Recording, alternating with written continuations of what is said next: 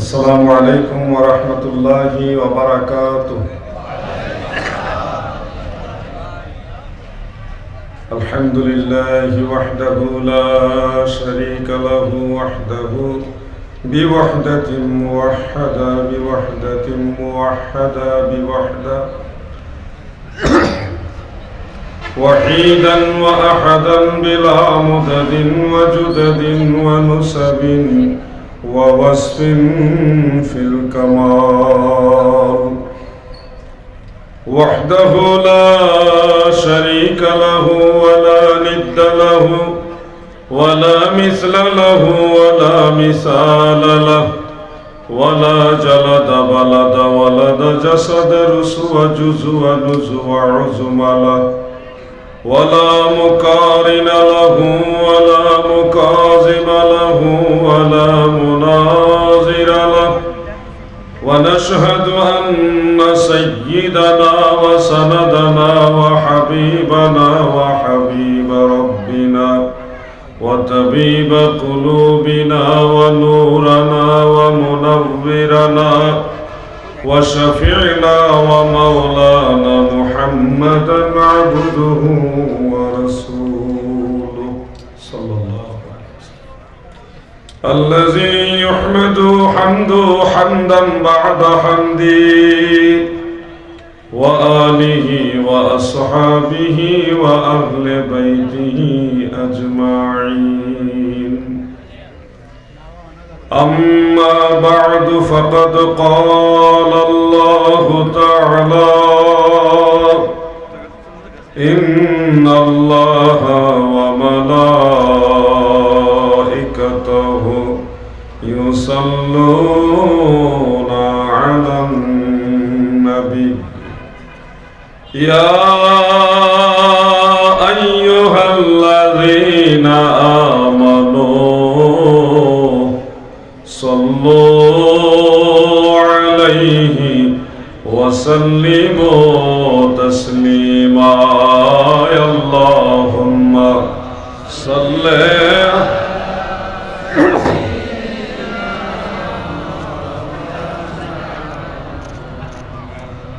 وعلى آل سيدنا मोहब्बते पढ़ुन अल्लाहुम्मा सल्ले माशाअल्लाह मौलाना मुहम्मद वअला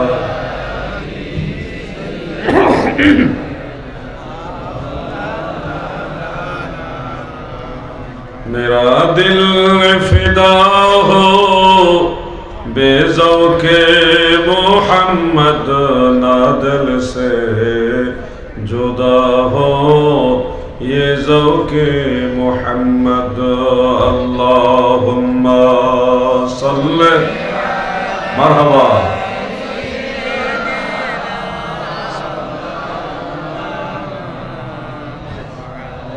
वअला आलि सय्यिदिना। সবাই মিলে একটু জিকির করি, জিকিরে দিল সাফ হয়, জিন্দা হয়, জিকিরে আল্লাহ এবং আল্লাহ রাসূল খুশি হয়, জিকিরে শরীরের ক্লান্তিও দূর হয়।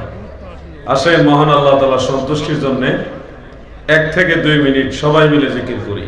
ইসমে জাত আল্লাহ আল্লাহ আল্লাহ আল্লাহ আল্লাহ আল্লাহ আল্লাহ আল্লাহ আল্লাহ মাশাআল্লাহ মাশাআল্লাহ আল্লাহ আল্লাহ আল্লাহ আল্লাহ আল্লাহ আল্লাহ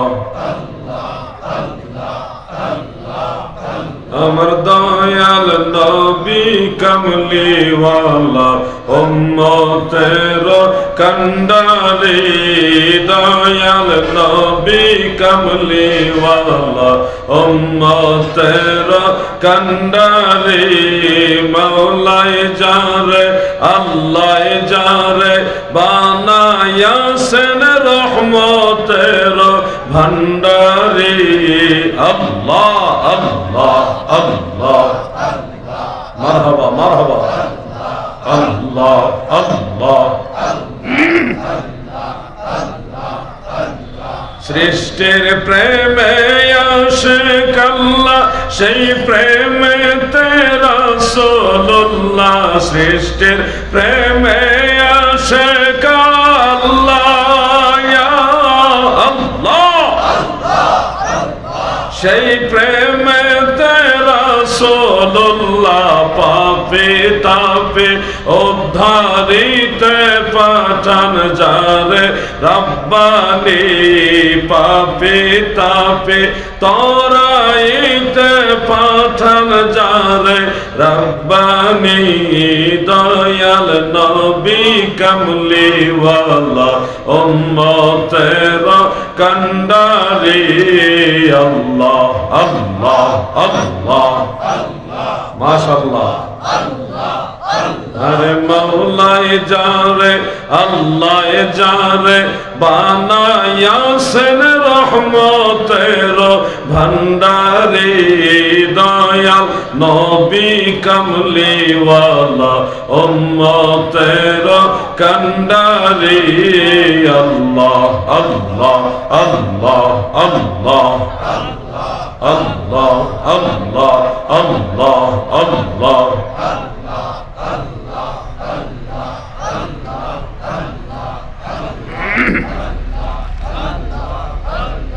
লা ইলাহা ইল্লাল্লাহ মুহাম্মাদুর রাসূলুল্লাহ সাল্লাল্লাহু আলাইহি ওয়া আলিহি ওয়াসাল্লাম। কাশিখাপুন ঈদে মিলাদুন নবী সাল্লাল্লাহু আলাইহি সাল্লাম উদযাপন পরিষদ কর্তৃক আয়োজিত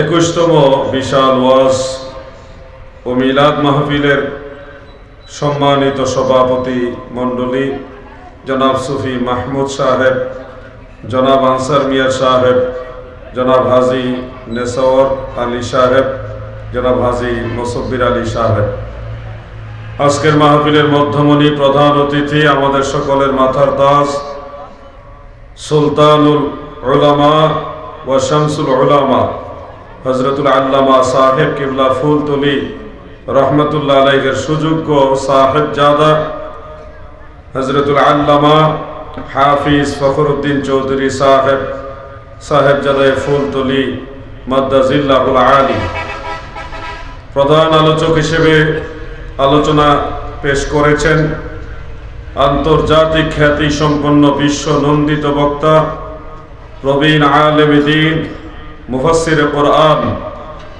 বিশিষ্ট ইসলামী চিন্তাবিদ হযরতুল হাজ আল্লামা পীরজাদা মীর হাবিবুর রহমান যুক্তিবাদী সাহেব ঢাকা। আলোচনা করেছেন বিশিষ্ট ইসলামী চিন্তাবিদ সুমিষ্টভাষী বক্তা বিশিষ্ট আলেমে দ্বীন হযরত মাওলানা হাফিজ কারি মুসলিউদ্দিন সালেহী সাহেব বারাকাল্লাহু ফি হায়াতি। এছাড়াও বিশেষ অতিথিবৃন্দ, দিগার সুশিক্ষিত সমাজ, এলাকার গণ্যমান্য ব্যক্তিবর্গ, যুব সমাজ, তরুণ সমাজ, সুশিক্ষিত সমাজ, প্রাণপ্রিয় মুমিন মুসলমান ভাইয়েরা, পর্দার আড়াল থেকে যারা শুনছেন সবাইকে আন্তরিক অভিনন্দন, মোবারকবাদ। শুরুতে মহান আল্লাহ তাআলার শাহী দরবারে শুকরিয়া দান সবাই মিলে বলি আলহামদুলিল্লাহ। মহান আল্লাহ তাআলার রহমতের দুয়ারে আরো শুকরিয়া আদায় করি যে দয়াল আল্লাহ দয়া করে আমাদের মতো নালায়েক, নাচিজ, অধম, অযোগ্যদেরকে তিনার হাবিব নবী সরকার দু জাহা সৈয়দুল মুরসালিন শাফিউল মুজনিবিন রাহমাতুল লিল আলামিন আমাদের দয়াল নবী, যিনি নবীদেরও নবী, রাসূলদেরও নবী, ফেরেশতাদেরও নবী, আরশ, কুরসি, লৌহ কলমের নবী, কুল কায়নাতের নবী, আমার আল্লাহ বলেন আমার নবী। সুবহানাল্লাহ। তোমার জন্যই বানায়াছে আমার আল্লাহ এই সারাটা দুনিয়া গো নবী, নবী তুমি ইমামুল আম্বিয়া। এমন একজন নবীর উম্মত হতে পেরে আমরা খুশি না বেজার? এজন্য শুকরিয়া তান আরেকবার বলুন আলহামদুলিল্লাহ। মেরাজের রজনীতে মসজিদে হারাম থেকে মসজিদে আকসায় যখন বোরাকের সাওয়ার হয়ে দয়াল নবীজি গেলেন, জিবরিল আমিন আলাইহিস সালাম আমাদের নবীজিকে সব নবীদের সামনে অগ্রসর করিয়ে দিয়ে বলেন, ওগো আল্লাহ তাআলার প্রিয় হাবিব, আজকে সমস্ত নবীরা আপনার মুক্তাদি, আপনার মুসল্লি, আপনি সবার ইমাম, আপনি সকল নবীদের ইমাম হয়ে 2 রাকাত নামাজের ইমামতি করুন। সুবহানাল্লাহ। এই কাম করতে হয়, আমার আকাম করে লাইতেছে, এই কাপ আমার নিও না। এই চাটা মুরব্বী আপনি খেয়ে নেন, আমি তো মঞ্চে চা খাই না আমি। আর এটা না, এটা আমি আপনার দিলাম, আপনি খান, এটা মহব্বত করে খান, নাইলে আরেকজনদের দেন। জিনিসটা নষ্ট হইলে তো খারাপ।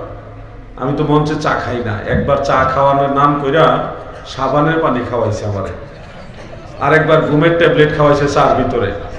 হ্যাঁ, তো বেশ কয়েকবার ঘটনাগুলি ঘটার পরে সতর্ক হয়ে গেছি। আপনারা যেরকম করছেন তা বলতেছি না, হয়েছে আর কি এরকম। তো না না না না না, তো এরপরে থেকে আমি আর মঞ্চে চা খাই না, নিজে একটু গরম পানি সাথে করে নিয়ে যাই। তো আপনারা আবার বেজার হয় না যেন আমি যে আপনাদের চা খাইলাম না কেন, আপনার চা খাবো এই মঞ্চ থেকে নাই বা ঘরে গিয়ে খাবো ইনশাআল্লাহ। যেটা বলছিলাম, আমাদের দয়াল নবীজিকে জিবরিল আমিন আলাইহিস সালাম সামনে অগ্রসর করালেন, বললেন আপনি আজকে সব নবীদের ইমাম। একটা জিনিস খেয়াল করছেন, মুসা নবী তিনার মাজারে প্রিয় নবীজি বলেন, মারারতু আলা কাবরি মুসা ফি লাইলাতিল ইসরা ওয়া রাআইতু কাওয়াইমুল আরশ ওয়া রাআইতু ওয়া হুয়া কায়িমুন ইউসাল্লি। আমি দেখলাম মুসা নবী তিনার মাজারের ভিতরে দাঁড়িয়ে দাঁড়িয়ে নামাজ আদায় করতেছে। সুবহানাল্লাহ। দেখে আসলেন মাজারের ভিতরে, কিন্তু মসজিদুল আকসার মধ্যে গিয়ে দেখেন মুসা নবী ওখানেও হাজির আছে। মেরাজে যখন নবীজি যান উপরে 6ষ্ঠ আসমানে, ওখানে গিয়েও দেখেন মুসা নবী আছে। সুবহানাল্লাহ। তো নবীদের বিষয়টা ব্যতিক্রম। নবীদের বিষয় আমাদের মতো ভাবলে হবে না। আল্লাহ তাআলা নবীদেরকে স্পেশাল কিছু পাওয়ার মর্যাদা সম্মান দিয়েছেন।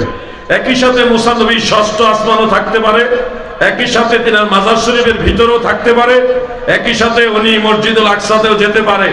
আল্লাহ রাসূল বলেন, প্রত্যেক হজের সময়, প্রতি বৎসর হজের সময় হযরত আদম থেকে আমাদের নবীজি পর্যন্ত সমস্ত নবীরা হাজী সাহেবদের আশেপাশে অবস্থান করে লাব্বাইক আল্লাহুম্মা লাব্বাইক এই তালবিয়া পাঠ করে হাজী সাহেবদের সাথে কাবা ঘর তাওয়াফ করে আরাফার ময়দান অবস্থান করে, ও হাজী সাহেবরা আল্লাহর মেহমান হয়ে যারা মক্কা মুকাররমায় গিয়েছেন, আরাফায় গিয়েছেন, মিনা মুজদালিফায় গিয়েছেন, কাবা ঘর তাওয়াফ করেছেন, আপনাদের আশেপাশে আল্লাহর নবীগণ তাওয়াফ করেছে। সুবহানাল্লাহ, সুবহানাল্লাহ বলেন।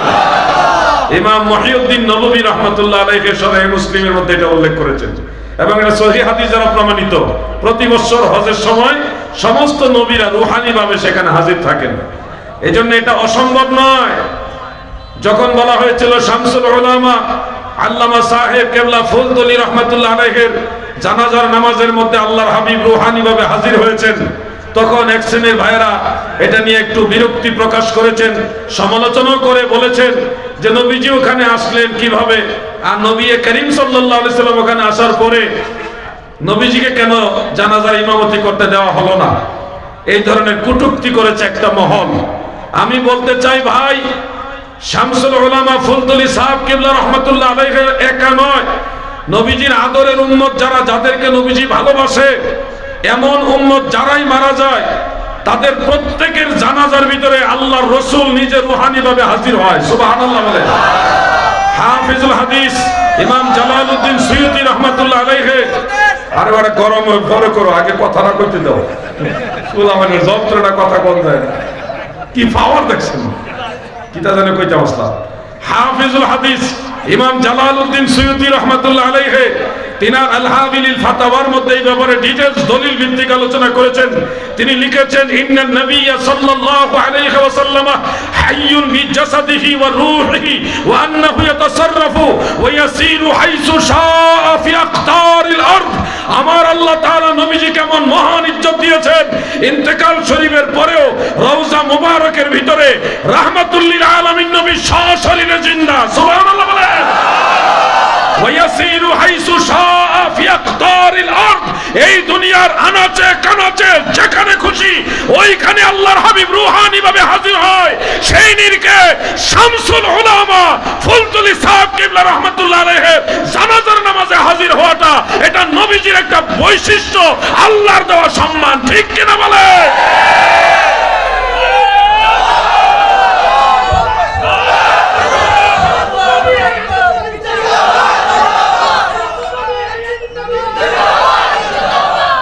আমার কথাগুলো নোট করতে পারেন, আমি কখনো মন করা রেফারেন্স দেই না।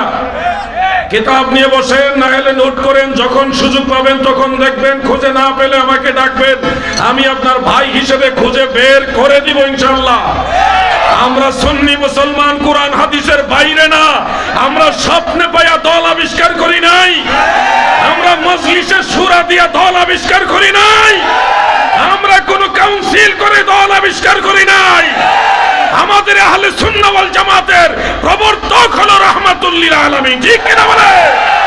আমরা নবীর দল করি, নবীর দল, মদিনাওয়ালার দল, বানাইনা দল করি না। কয় রাসূল করিম সাল্লাল্লাহু আলাইহি সাল্লাম ফুলতুলি সাহেব কিবলার জানাজার নামাজে আসলে নবীজিকে ইমামতি করতে দেওয়া হলো না কেন? বোকা কোথাকার! সহিহ মুসলিমের হাদিস, জানাজার নামাজ না, সরাসরি হজের জামাতে আল্লাহর হাবিব রুহানি ভাবে হাজির থাকেন।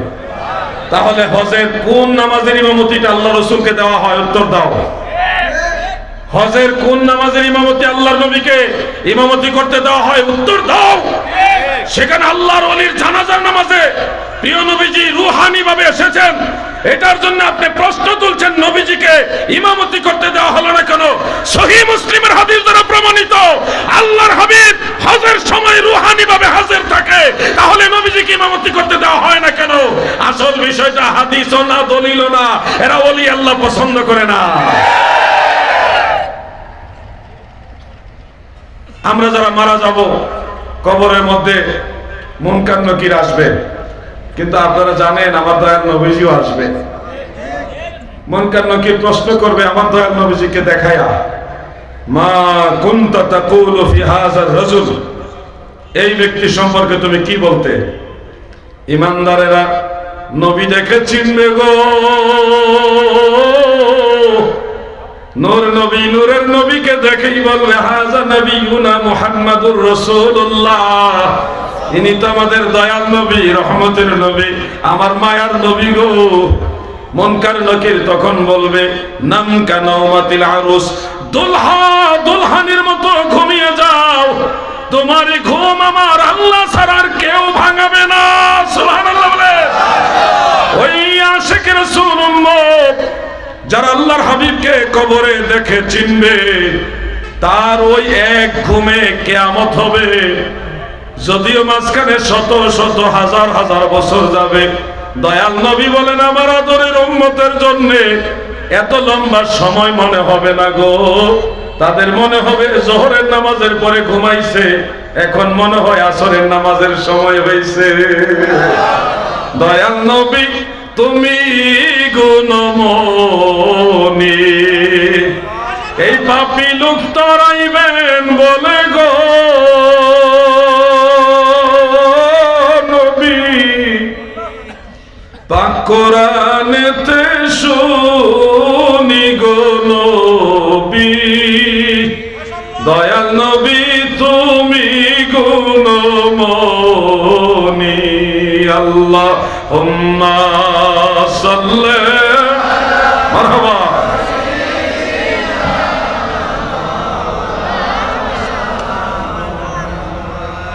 ওয়ালা আলি মাওলানা। দুরূদ শরীফ যে আমরা পড়ি, দুরূদ শরীফ পড়লে কি লাভ হয়? দয়াল নবীজি রাহমাতুল লিল আলামিন বলে আমার উম্মত দুরূদ শরীফ পড়লে তার নাম, তার পিতার নাম, তার দাদার নাম, তার বাড়ি কোন গ্রামে, ঠিকানাটা সহ ফেরেশতারা ওই দুরূদ শরীফটা আমি রাসূলুল্লাহর কাছে জমা দেয়। সুবহানাল্লাহ বলে। আপনার নাম, আপনার বাপ দাদার নাম সহকারে, আপনার গ্রামের ঠিকানা সহ নবীজির কাছে জমা, দুরূদ শরীফও জমা। এতে কি লাভ? হাসর ময়দান যখন কায়েম হবে গো, সেই কঠিন বিপদের সময় রাহমাতুল লিল আলামিন নবী আপনার ওই দুরূদ শরীফ নিয়ে আল্লাহর দরবারে দাঁড়াবে। আল্লাহ, আমি আপনার হাবিব, আপনার বন্ধু মুহাম্মদ মুস্তাফা, আপনার এই বান্দার পক্ষে আপনার দরবারে সুপারিশের ধর্ণা ধরেছি। মাওলা গো, আমার এই গুনাহগার উম্মত আমি রাসূলুল্লাহর উপরে দুরূদ পড়েছি, ওই নামের তালিকা আমার কাছে আছে। আমার আল্লাহ, এই দুরূদের বরকতে আমার উম্মতরে maaf কইরা দেন, আমি সুপারিশ করতেছি। আমার আল্লাহ নবীজির সাথে অঙ্গীকার করেছেন, ওয়ালা সাউফা ইউতিকা রাব্বুকা ফাতারদা। নবী গো, আমি আল্লাহ আপনাকে এত বেশি পরিমাণে দান করব যে আপনি সন্তুষ্ট হয়ে যাবেন, খুশি হয়ে যাবেন। আল্লাহর হাবিব বলছে, আমার একজন উম্মত গুনাহগার, একজন উম্মত যদি জাহান্নামে থাকে, আমি রাসূলুল্লাহ জান্নাতে প্রবেশ করব না। সুবহানাল্লাহ। ওই দুরূদের বরকতে আল্লাহর কাছে সুপারিশ করবে আর বলবে, আল্লাহ এই দুরূদের বরকতে আমার উম্মত maaf করে দেন। আল্লাহ বলবে, maaf করে দিলাম। আল্লাহর নবীর সাথে আপনার জান্নাত নসিব হবে। সুবহানাল্লাহ বলেন, সুবহানাল্লাহ বলেন। এইজন্য দুরূদ শরীফে আমরা কখনো কার্পণ্য করব না। অনেক বড় বড় মজলিস হতে পারে, কিন্তু নবীর দুরূদের আওয়াজ নাই। অনেক বড় বড় সমাবেশ হয়, সেখানে নবীর দুরূদের আমল নাই। যেখানে মদিনাওয়ালার দুরূদ নাই, সেখানে আল্লাহর রহমত থাকতে পারে না। ঠিক কিনা বলে? আমার আল্লাহ তাআলা নবীজিকে তো ভালোবাসে, আরশ, কুরসি, লৌহ কলম, জান্নাতের প্রতিটি পাতায় পাতায়, লতায় লতায় সব জায়গায় আল্লাহ তাআলা আমার নবীর নাম লিখে দিয়েছে। মসজিদে ঢোকার সময়, বের হওয়ার সময়ও আমার নবীকে সালাম দেওয়ার বিধান দেওয়া আছে। অতএব নবীর নাম যেখানে নাই, নবীর শান যেখানে নাই, নবীর দুরূদ যেখানে নাই, ওই মজলিস যত বড় হোক আমার এটার কোনো মূল্য নাই। ঠিক কিনা বলে?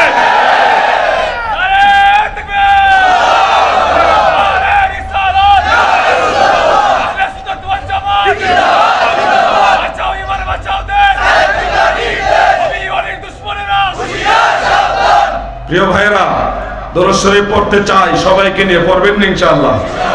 ব্যাটারি দুর্বল নি আপনারা? মহব্বতে আল্লাহুম্মা সাল্লি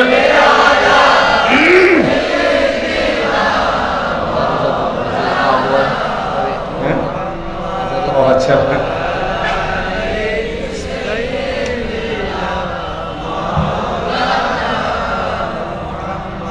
দাদু গো আমার, আমরা বললেও তো দোষ, মনে করে জনপ্রিয়তার বিরোধিতা করি। আমাকে বললেন যে কাউবয় সম্পর্কে, এই বক্তব্য সম্পর্কে কিছু বলেন। এ ব্যাপারে তো অনেকবার বলছি, সবসময় বলাটা পছন্দ করি না, প্রতিবাদ করেছি।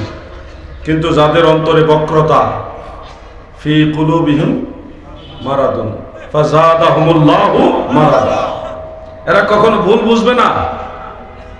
আর আল্লাহর হাবিব রাহমাতুল লিল আলামিনকে কাউবয় বলতেও দেরি করে না, রাখাল বানায় দেয় রাহমাতুল লিল আলামিন নবীকে। আমার নবীজিকে কর্মচারী এই শব্দ প্রয়োগ করে। এদের হলো সেই দশা। সারা দেশের আলেমরা ধরে দিল, বলে দিল, বুঝাইলো যে এটা নবীজির ব্যাপারে যায় না। এই শব্দগুলি আল্লাহর হাবিবের সম্মানের সম্পর্কে যায় না। আল্লাহ নিষেধ করেছে, লা তাকুলু রাইনা, আমার নবীকে রাখাল বলবে না। আল্লাহ নিষেধ করা সত্ত্বেও তারা বলেছে, আলেমরা বলছে, আপনারা এই শব্দগুলি প্রত্যাহার করুন, আল্লাহ এবং আল্লাহ রাসূলের কাছে ক্ষমা চান। কিসের, কে কার কাছে ক্ষমা চাইবে? তাদের ইজ্জত কমে যাবে। বলেন, নবীজির সাথে যারা বেয়াদবি করেছে তাদের আখিরাত কি ভালো হবে? কোনোদিনও না। নবীর শাফাত পাইব না, আল্লাহর হাবিবের সুপারিশ পাইব না, তারা কঠিন বিপদে পড়বে। আল্লাহর রাসূল সাল্লাল্লাহু আলাইহি ওয়াসাল্লাম সম্পর্কে শব্দ চয়নের ক্ষেত্রে সর্বোচ্চ সতর্কতা অবলম্বন করতে হবে। এই ধরনের শব্দ বলবেন এটা অনেক আগের, তো অনেক আগের হইলেও এই শব্দটা তো উনি বলেছেন। তো উনি কি এই শব্দ সম্পর্কে ভুল সংশোধনী কিংবা তওবা করেছেন কিনা? যদি করে থাকেন, ওনাকে বুকে জড়ায় নিব, নবীর জন্য ওনাকে ভালোবাসবো। আর যদি এই বক্তব্য উনি প্রত্যাহারও করেননি, ভুলও সংশোধন করেননি, তওবাও করেননি, তাহলে ভুল তো ভুলই রয়ে গেল, এটা তার শুদ্ধ হয়ে গেল না। আমরা চাই নবীজির ব্যাপারে যেন শব্দ চয়নে সতর্ক হয়। কি বলেন আপনারা? আমরা এই যে কথাগুলি বলি, আপনারা বলেন নবীজি কি গরুর রাখাল ছিল? এই শব্দটা নবীর ব্যাপারে যায়? আমরা যে বলতেছি আমাদেরও ভয় লাগতেছে, আল্লাহর হাবিব বেজার হয় কিনা। আপনাদের বুঝাইতেছে যে বলি শব্দগুলি, তখনও ভয় লাগে। এই ভয়টা হলো নবীর মহব্বত। আল্লাহর ওয়াস্তে বলছি, সংশোধন হন। এই পৃথিবীতে বহু মানুষ মনে করত তাদের যে জ্ঞানী কেউ নেই, কিন্তু তারও মাটির নিচে ফিনিশ হয়ে গেছে। সর্বোচ্চ সম্মান আল্লাহ রসুলকে দিতে হবে, পাগলামি করো না। বহু পাগল আল্লাহ, আমার আল্লাহ ঠান্ডা করে মাটির নিচে শোয়াই রাখছে। প্রিয় ভাই আমার, বন্ধুরা আমার, বিষয়টা অলরেডি পুরান হয়ে গেছে। এরা ভুল বুঝবে না, ভুল সংশোধন তো করবেই না। এরা কখনো এটাকে যে ভুল এটা মানতেও নারাজ।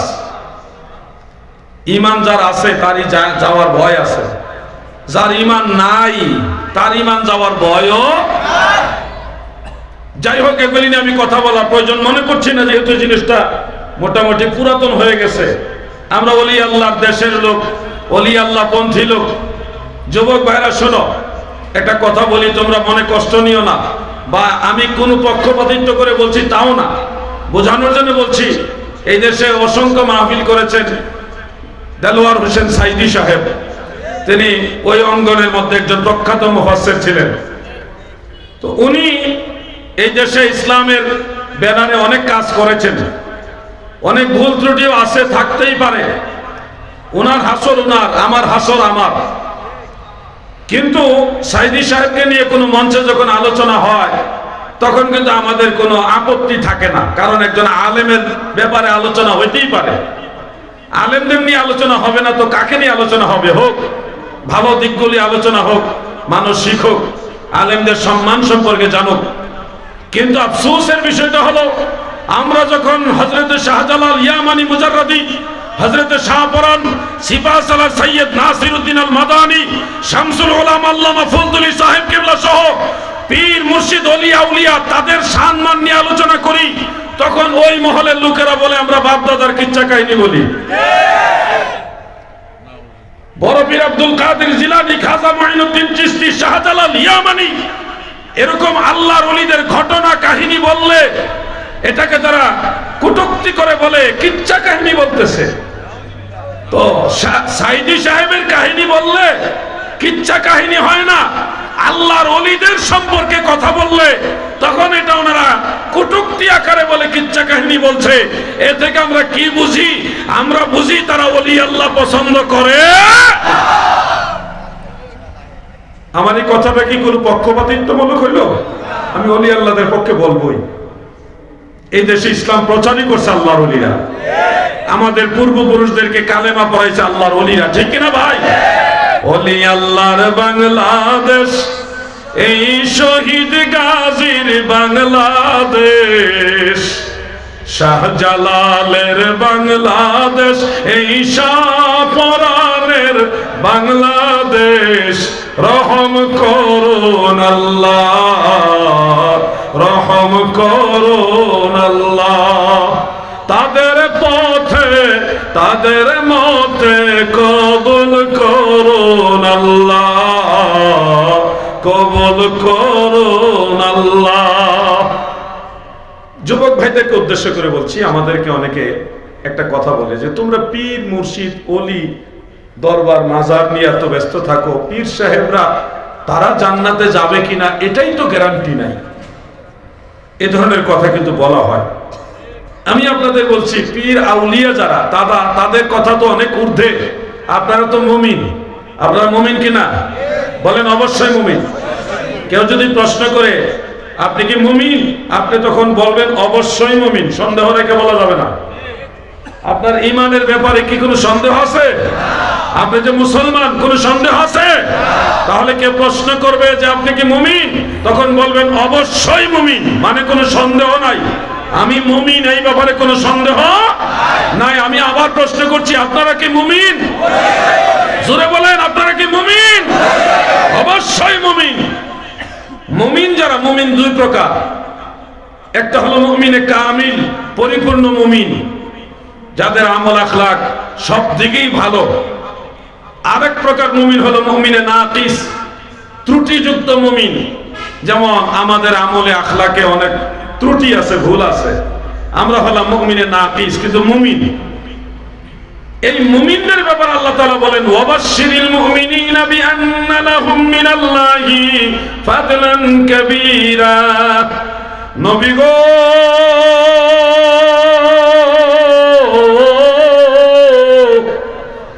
মুমিনদেরকে সুসংবাদ দেন, অবশ্যই তাদের জন্য আমি আল্লাহর তরফ থেকে রয়েছে অনেক বড় অনুগ্রহ, অনেক বড় দয়া। মুমিন বান্দাদের জন্য আমার আল্লাহর দয়া, জান্নাতের সুসংবাদ। অবশ্যিরিল মুমিনিন, মুমিনদেরকে সুসংবাদ দেন।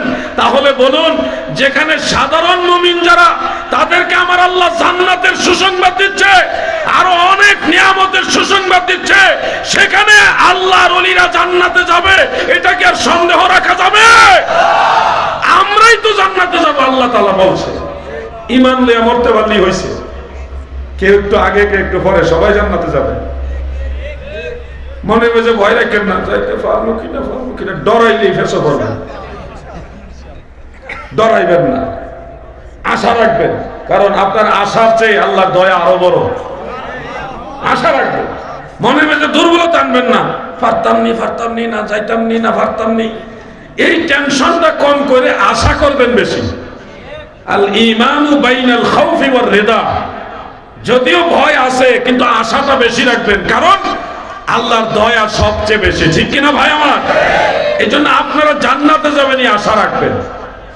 জান্নাতে যাবেন, আল্লাহ নিজে বলেছেন ইন্নাল্লাযীনা আমানু ওয়া আমিলুস সালিহাতি লাহুম জান্নাতুন তাজরি মিন তাহতিহাল আনহার। নিশ্চয় যারা ঈমান আনে, নেক আমল করে, অবশ্যই তাদের জন্য রয়েছে জান্নাত, যার নিচে ঝর্ণা দ্বারা প্রবাহিত আছে।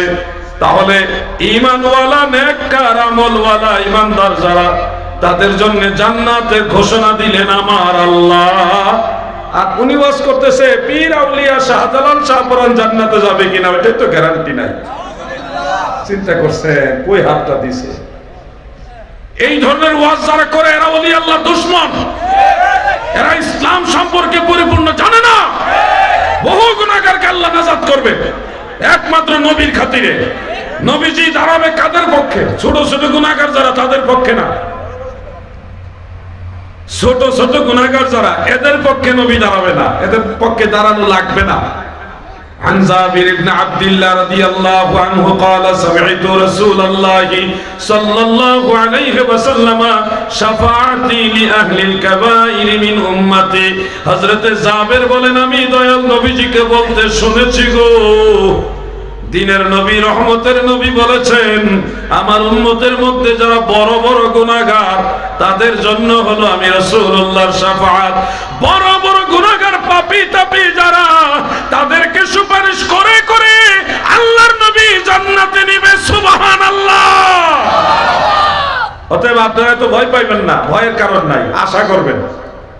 আমি যখন জেলে ছিলাম, জেলের ঘটনাটা বলি, আরো দু এক জায়গায় বলছি। জেলে যে গেছিলাম জানেননি? জানেননি? 2020 সালে জেলে গেছিলাম। জেলে যাওয়ার পরে কোনো কাজ নাই, কি করব? ওখানে নামাজ কালাম পড়া, আল্লাহ বিল্লাহ করা, এই হইল কাজ। 5 ওয়াক্ত নামাজ শেষ হইলেই মোনাজাত। এমন আবেগ আসতো। বেশিরভাগ আসামি ছিল মিথ্যা মামলার আসামি, অধিকাংশ আসামি হলো মিথ্যা মামলার আসামি, ভুয়া মামলার আসামি। মোনাজাত যখন ধরতাম, আমার মনেও একটা দুঃখ, এই সবার মনে আবেগে কান্নার একটা রুল পড়ে যেত জেলের ভিতরে। এমন কান্নার রুল পড়তো, জেলের যে ভিতরে পুলিশ আছে না, এরা প্রথমবার দৌড়াই আসছে, তারা মনে করছে এখানে কি যেন দুর্ঘটনা হয়েছে, যার কারণে সবাই জানে কি হাউমা করে কাঁদতেছে। আইসা দেখে এরাও কান্দে পারে না, জেলের পুলিশরাও কান্দাকাটি শরিক হয়, এমন অবস্থা হয়েছে। মানুষের মনের আবেগ কাঁদতেছে। এরপরে মোনাজাত শেষ, মিলাদ পড়লাম। ওয়াহাবি কোন, সুন্নি কোন, সবাই মিল্লা মিলাদ পড়ছি, কিয়াম করছি দাঁড়াই, কেউ বাধা দেয় নাই।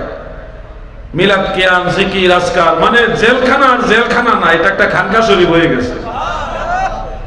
মোনাজাতে মানুষ কান্দে, এই কান্নায় কান্নায় 1 সপ্তাহ জেলে আসছিলাম। 1 সপ্তাহের মধ্যে জেলের আসামি যারা 4 ভাগের 3 ভাগ আসামি জামিন পেয়ে গেছে। মানে এক ধরনের জেলটা খালি হয়ে গেছে। এরপরে 15 থেকে 20 বছর বয়স এরকম কয়েকজন যুবক, 8, 10, 12 জন এরকম হবে। এরা এসে বলতেছে, হুজুর আমরা অনেক খারাপ মানুষ, আমরা তো জেলে আইছি, আল্লাহকে আমরা মাফ করব।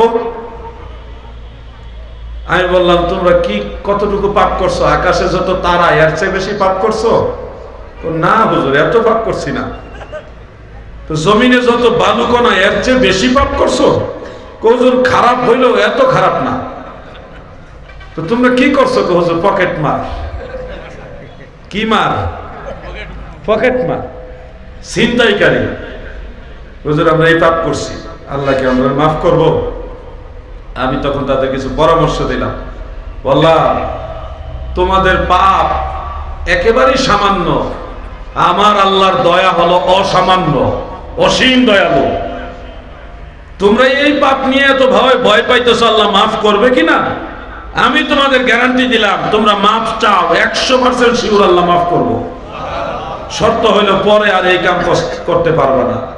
মা বাবা যেমনে বলে এমনি চলবা। রাজি নি? হুজুর রাজি, আল্লাহ মাফ করবো নি? আমি কইলাম মাফ করবো নি, গেলি আমি গ্যারান্টি দিলাম মাফ করবো। তাইলে ঠিক আছে হুজুর, আর চুরি করতাম না। সবাই রাজি, চুরি করবে না। পরের মোনাজাতেও তারা কান্নাকাটি করলো। আমার আগেই তারা জামিন পেয়ে গেছে। তারা যখন আমার আগে জামিন পায়, আমার ভিতরে একটা ভয় ঢুকে গেছে। ও আল্লাহ, তুমি দেখি তাদেরকে মাফ করে দিলে, আমারে দেখি মাফ করছো না। মানে জেলের ভিতরতে জামিন পাইছি না দেখি আমার ভিতরে একটা ভয় ঢুকে গেছে। আল্লাহ তাআলা কি আমারে মাফ করছো না তুমি? আমার হ্যাঁ ভয় লেগে গেছে। এখন আমার মোনাজাতে, আমি মোনাজাতে কান্নার জন্য মোনাজাত করতে পারি না, ডরে। আল্লাহকে আমারে মাফ করছো না। পুরো জেলখানাটা একবারে খালি হয়ে গেছে জামিন পাইতে পাইতে। পুরান আসামি যারা মনে করেন যাবজ্জীবনের আসামি, তারা বলছে যে আমাদের এই জেলের জীবনে কোনোদিন এত আসামি জামিন পাইতে দেখছি না, এত পরিমাণ আসামি জামিন হয়েছে। অর্থাৎ এটা বলার উদ্দেশ্য হলো, আপনি যত বড় গুনাহগার হন, মাফ করার মালিক হলো আল্লাহ। মাফ চাইতে হবে আপনার, আল্লাহর কাছে মাফ চাইতে হবে আপনার। এবং মোনাজাতে আপনি আল্লাহর কাছে যা বলেন, এই মোনাজাতের প্রতিটি কথা আল্লাহর কাছে কবুল হয়। আল্লাহ তাআলা কারো দোয়া দরখাস্ত খালি ফেরত দেয় না। আমরা যে বারবার আল্লাহর কাছে দোয়া করছি, ওই দোয়ার বরকতে আল্লাহ আমাদের মাফ করছে। এটা হলো একটা প্রমাণ। যত বড় গুনাহগার হন, পাপী হন, আশা রাখবেন আল্লাহ নিশ্চয়ই আপনি আমাকে মাফ করবেন, নিশ্চয়ই আমি জান্নাতে যাব, নিশ্চয়ই আমি আল্লাহ রাসূলের শাফাআত পাবো। এই আশা রাখতে পারি কি পারি না? যাদের ঈমানের মধ্যে গন্ডগোল, তারা টেনশন করবো বেশি, জাহান্নামে মনে যাব। তারা ঈমানের মধ্যে গন্ডগোল আছে। অনেক পীর সাহেব আছে, কয় বাবা রে 5 ওয়াক্ত নামাজ পড়িলো, ও 2 নম্বর পীর আর কি, সঠিক পীর না। কয় নামাজ পড়িলো, পরকালে জাহান্নামে যাব না জান্নাতে যাব বাবা আমি নিজেও জানি না। তোমরা বাবা ঠিক মতো চলল? হিসাবে হ্যাঁ, নিজেই জানে না জান্নাতে যাইব না জাহান্নামে যাইব। তো যেই ডাক্তারে কইব এই রোগের চিকিৎসা কি আমি নিজেও জানি না, এই ডাক্তার দিয়ে চিকিৎসা করাইবেন? বুঝেন নাই মনে হয় আপনারা। যেই ডাক্তার এই রোগের চিকিৎসায় কি ভালো হইব না খারাপ হইব কিছুই জানে না, এই ডাক্তার দিয়ে চিকিৎসা করাবেন? ওই পীর সাহেব নিজেই জানে না, সে নিজে জান্নাতে যাবে না জাহান্নামে যাইব। তাহলে এই পীরের কাছে যে গেছে, এও তো আরেক বিপদে পড়বো। পীর সাহেব তো নিজে শিওর না সে যেই রাস্তায় চলতেছে এটা কি জান্নাতের রাস্তা কিনা। আমরা 100% শিওর শাহজালাল ইয়ামানি 360 আউলিয়া যে ইসলামে ছিল, এই ইসলাম মদিনাওয়ালার ইসলাম, এই পথে চললে নিশ্চয়ই জান্নাতে যাবে। ঠিক কিনা বলেন? কোনো সন্দেহ নাই, এটাই সঠিক পথ। শাহজালাল রহমতুল্লাহ যেই পথে ছিল এটাই সঠিক পথ, কোনো সন্দেহ। এই পথে থাকলে আপনি জান্নাতে যেতে পারবেন, গ্যারান্টি দিয়ে আমরা চলি। আমরা 2 নম্বর মাল দিয়া ব্যবসা করি না, আমরা মাল গ্যারান্টি আছে। গ্যারান্টি দিছে কে? আল্লাহ। কে দিছে? ওয়াবাশশিরিল মুমিনিনা বিআন্না লাহুম মিনাল্লাহি ফাদলান কাবীরা। ঈমানদার যারা গো, নবী প্রেমিক যারা হয়েছো, তোমাদের জন্য গ্যারান্টি আছে। জান্নাত আল্লাহ ইহুদি নাসারার জন্য বানাইছে না রে, জান্নাত আমার আল্লাহ মুমিন বান্দাদের জন্য বানাইছে। অতএব আল্লাহর ওলিদের পথে যারা আছেন, আল্লাহর ওলিদের পথ মত অনুসরণ করেন, নিশ্চয় আমার আল্লাহ আমাদেরকে জান্নাত দিবেন, এই আশা বুকের মধ্যে রাখবেন। তখন দেখবেন আপনার থেকে অনেক পাপ কাজ কমে গেছে। আপনি যখন জান্নাতে যাওয়ার আশাটা মনের ভিতরে ঢুকাইবেন, তখন কি চুরি ডাকাতি 2 নম্বরই কাজ বেশি বেশি করতে মন চাইবো? বুঝছেন না আপনারা সবাই? জান্নাতে যাওয়ার আশা যখন মনে ঢুকবে, তখন কিন্তু দেখবেন মানুষের প্রতি অন্যায় আচরণ করতে মনে চাইবে না। এই জন্য বলছি, জান্নাতে যাবেন এই আশা মনে ঢুকান, তাহলে পাপ অটোমেটিক কমে যাবে। আল্লাহ বুঝার এবং আমল করার তৌফিক দেন, বলেন আমিন। সবাই বলেন আমিন। আপনার মনে একটু দুর্বল, বেশি ওয়াজ হয়ে গেছে আজকে নাকি? মানে বেশি ওয়াজ হয়েছে কিনা? তাই আপনার আওয়াজে দুর্বল কেন? সিলেটের মানুষ তো দুর্বল না। সিলেটের মানুষ বাবা শাহজালালের হুঙ্কার দিয়ে অভ্যাস। এই সিলেটের জমিনে কোন গুস্তাখের রাসূল সম্মানের সাথে যাইতে পারে নাই, এটা প্রমাণ হয়ে গেছে। সুলতানুল বাংলা, সুলতানুল আউলিয়া শাহজালাল ইয়ামানি মুজাররাদের কদমে এসে যে ব্যক্তি সম্মান পায় নাই, সে আখিরাতেও সম্মান পাবে না। ঠিক কিনা বলে?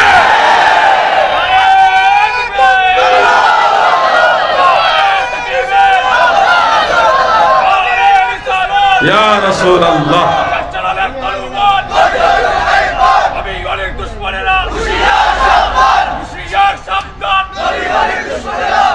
প্রিয় ভাই আমার, আমি সবাইকে একটু জিকির করব, আবার 1-1.5 মিনিট করবেন নি?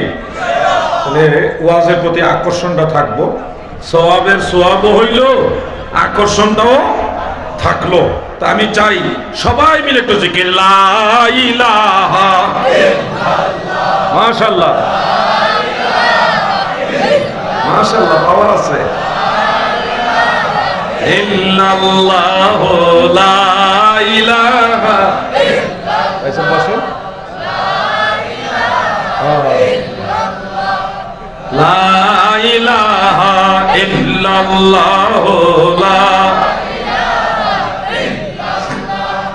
লা ইলাহা। পিছনের লোকগুলি জিকির করে না নাকি? করে করে মাশাআল্লাহ। লা ইলাহা ইল্লাল্লাহ, লা ইলাহা হক, লা ইলাহা ইল্লাল্লাহ মুহাম্মাদুর রাসূলুল্লাহ সাল্লাল্লাহু আলাইহি ওয়া আলিহি ওয়া সাল্লাম। আমার দাদু ভাইরা, গত বছর আমি সিরিয়ার রাজধানী দামেস্কে গিয়েছিলাম।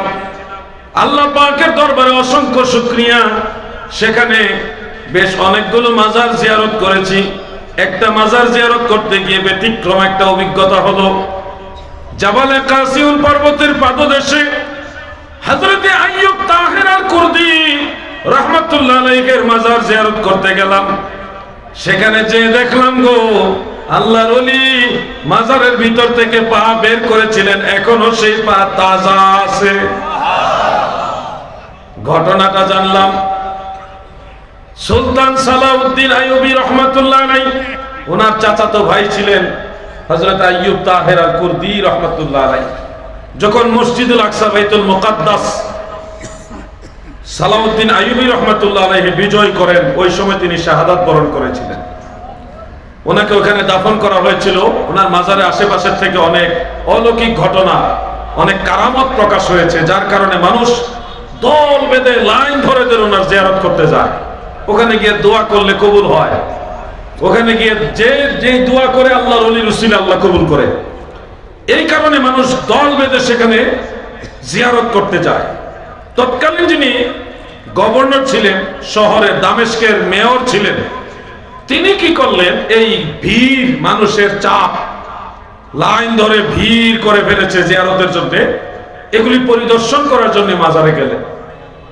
গিয়ে এত মানুষের চাপ দেখে উনি বিরক্তি প্রকাশ করে মাজারের কাছে দাঁড়িয়ে বলতেছে, তোমরা যে এই লোকের কবর জিয়ারত করতে আসছো, মাজার বলে না কবর, তোমরা যে এই ব্যক্তির কবর জিয়ারত করতে আসছো, এখানে কি পেয়েছো তোমরা? সে কি ওলি ছিল না চোর ডাকাত ছিল, তোমরা কি জানো? এইভাবে সে শব্দ চয়ন করেছে। করার পরে অলৌকিক ভাবে আল্লাহর দয়ায় মাজারের ভিতর থেকে হযরত আইয়ুব তাহের আল কুর্দি পা একটা বের করে অলৌকিক ভাবে তার এমন এক লাথি দিছে, ওই লাথির ঠেলায় ওই মেয়র গভর্নর ওইখানেই জাহান্নামে চলে গেছে, ওইখানে সে মারা গেছে। পা যে বের করছে, এই পার ভিতরে নেন নাই। এখনো প্রতি সপ্তাহে একবার পায়ের নখগুলি কেটে দিতে হয়। আপনারা এই ঘটনাটা নিজেরা যাচাই করতে চাইলে গুগলে ঢুকেন, বাংলা অথবা ইংলিশ অথবা আরবি অথবা অন্য যে কোনো ভাষায় লেখেন হযরত আইয়ুব তাহের আল কুর্দি রহমাতুল্লাহ আলাইহি, লেখলে ওনার ডিটেইলস পুরা কাহিনী সহকারে এবং ওই পা যে বের হয়ে আছে পায়ের ছবি সহকারে আপনারা পাবেন। ইনস্ট্যান্ট এখানে আপনারা চেক করে দেখতে পারেন। আমি এটা নিজের চোখে দেখে আসছি। আল্লাহর ওলিদের সম্পর্কে যারা নেগেটিভ মন্তব্য রাখেন, আমি অনুরোধ করবো আরো সময় নেন, আরো সময় নেন, তাড়াহুড়া করে ওলি আল্লাহ বিদ্বেষী হবেন না। আজকে আমি একটা খবর শুনলাম বিশ্বস্ত সূত্রে, শামসুল উলামা সুলতানুল উলামা আল্লামা সাহেব কিবলা ফুলতলি রহমাতুল্লাহ আলাইহির ছোট সাহেবজাদা আল্লামা হুসামউদ্দিন চৌধুরী সাহেব মাদ্দাজিল্লাহুল আলী হুজুরকে নিয়ে জকিগঞ্জের কোন একজন ব্যক্তি খুব বাজে মন্তব্য করেছিল। দেশের প্রেক্ষাপট চেঞ্জ হওয়াকে কেন্দ্র করে আল্লাহর ওলির আওলাদ নিয়ে বাজে বাজে মন্তব্য করছিল। এই লোক, যেই লোক আওলাদে ওলি সম্পর্কে বাজে মন্তব্য করেছে, এই লোক গতকাল গরু চুরিতে ধরা পড়ছে।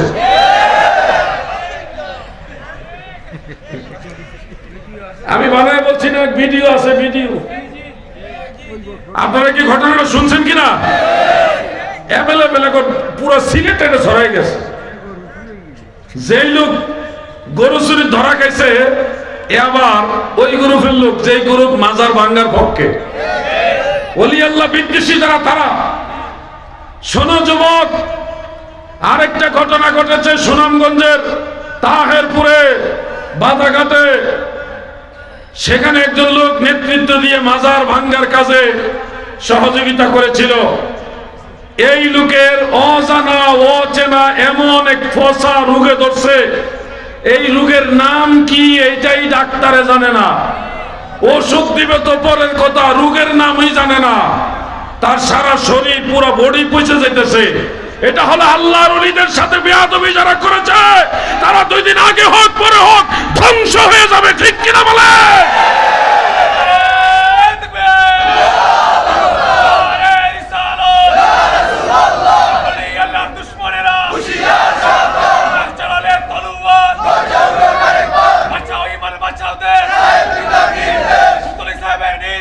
বাঁচাও ইমান, বাঁচাও দেশ। সাহেব কেবলাকে কি ভুলে গেছেন আপনারা? আপনারা অনেক বড় ভাগ্যবান, অনেক বড় ভাগ্যবান। 360 আউলিয়ার জান্নাত যিনি তুলে ধরে রেখেছেন, তিনি আল্লামা সাহেব কেবলা ফুলতলি রহমাতুল্লাহ আলাইহি। শুনেন মুরব্বী, আমার বাড়ি ব্রাহ্মণবাড়ি। আপনারা মনে করেন না যে দাওয়াতের জন্য আমি সাহেব কেবলা প্রশংসা করতেছি, কোশ্চিন কালেও না, আমাকে আপনারা দাওয়াতই দিয়েন না। কিন্তু আমি এরপরে বলবো, সাহেব কেবলা নিঃসন্দেহে আল্লাহর ওলি। আমি দাওয়াতের কাঙ্গাল না, আমার নাম আলাউদ্দিন জিহাদি। এটা নিয়ে একটু স্টাডি করে খবর নিয়ে দেখেন, অনেক বড় দরবার ছেড়ে দিছি আমি ঈমান আকীদার জন্য। আমি দাওয়াতের কাঙ্গাল না, আমি ঈমানের কাঙ্গাল, মদিনাওয়ালার কাঙ্গাল। ঈমান ও মুহাব্বত আমার নবী মুস্তাফার গো, খাকে গলি মদিনার শতত বিছানা মোর, বালাখানা হইল মোর গলি মদিনার গো।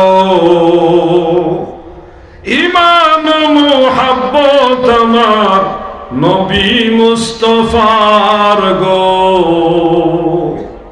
মদিনাওয়ালার কাঙ্গাল আমার নবীর কথা বললে মাটিতে বসায় রাখতে পারবেন, কিন্তু ইবনু আব্দুল ওয়াহাব নজদির কথা বলবেন তরবারি হাতে নিয়ে দাঁড়িয়ে যাব। শাহজালালের বাংলাদেশ, এই শাহপরানের বাংলাদেশ, আল্লাহর ওলিদের এই দেশ, এটা বিশ্বাস হয় কিনা আপনাদের? বলবেন তাহলে কি আল্লাহর দেশ না? রে ভাই, সবই তো আল্লাহ। লিল্লাহি মা ফিস সামাওয়াতি ওয়া মা ফিল আরদ, সবই তো আমার আল্লাহ। এরপরেও তো আপনি বলেন এই জমির মালিক আমি, বলেন না? তাহলে কি শিরিক খুঁজেন না কেন ওখানে? এই বাড়ি আমার, এই দোকান আমার, এই ফ্যাক্টরি আমার, এই জমি আমার। ওই সময় কেউ শিরকের ফতোয়া খোঁজে না। আমরা যখন বলি শাহজালালের বাংলাদেশ, এই শাহপরানের বাংলা, তখন উনি মাসালা বের করে কিভাবে এটা শাহজালালের দেশ হইল। আসলে তার ভিতরে হলো শয়তানি। কি যুবক ভাইরা ঠিক কিনা? সে ওলি আল্লাহর কথা বলেই গরম হয়ে ওঠে, তার মানে ভিতরে শয়তানি। চট্টগ্রামে এক মাহফিল আমাকে জিজ্ঞাসা করছিল, হুজুর ওয়াহাবি কাকে বলে? আমি তাকে কেমনে বুঝাইতাম, হুট করে তার বুঝানো যায় না, একটু সময় তো ব্যাপার। আমি বললাম ওয়াহাবি বললে যে সেটা যায় ওইটাই ওয়াহাবি। এক কথা উত্তর, ঠিক আছে না ভাই?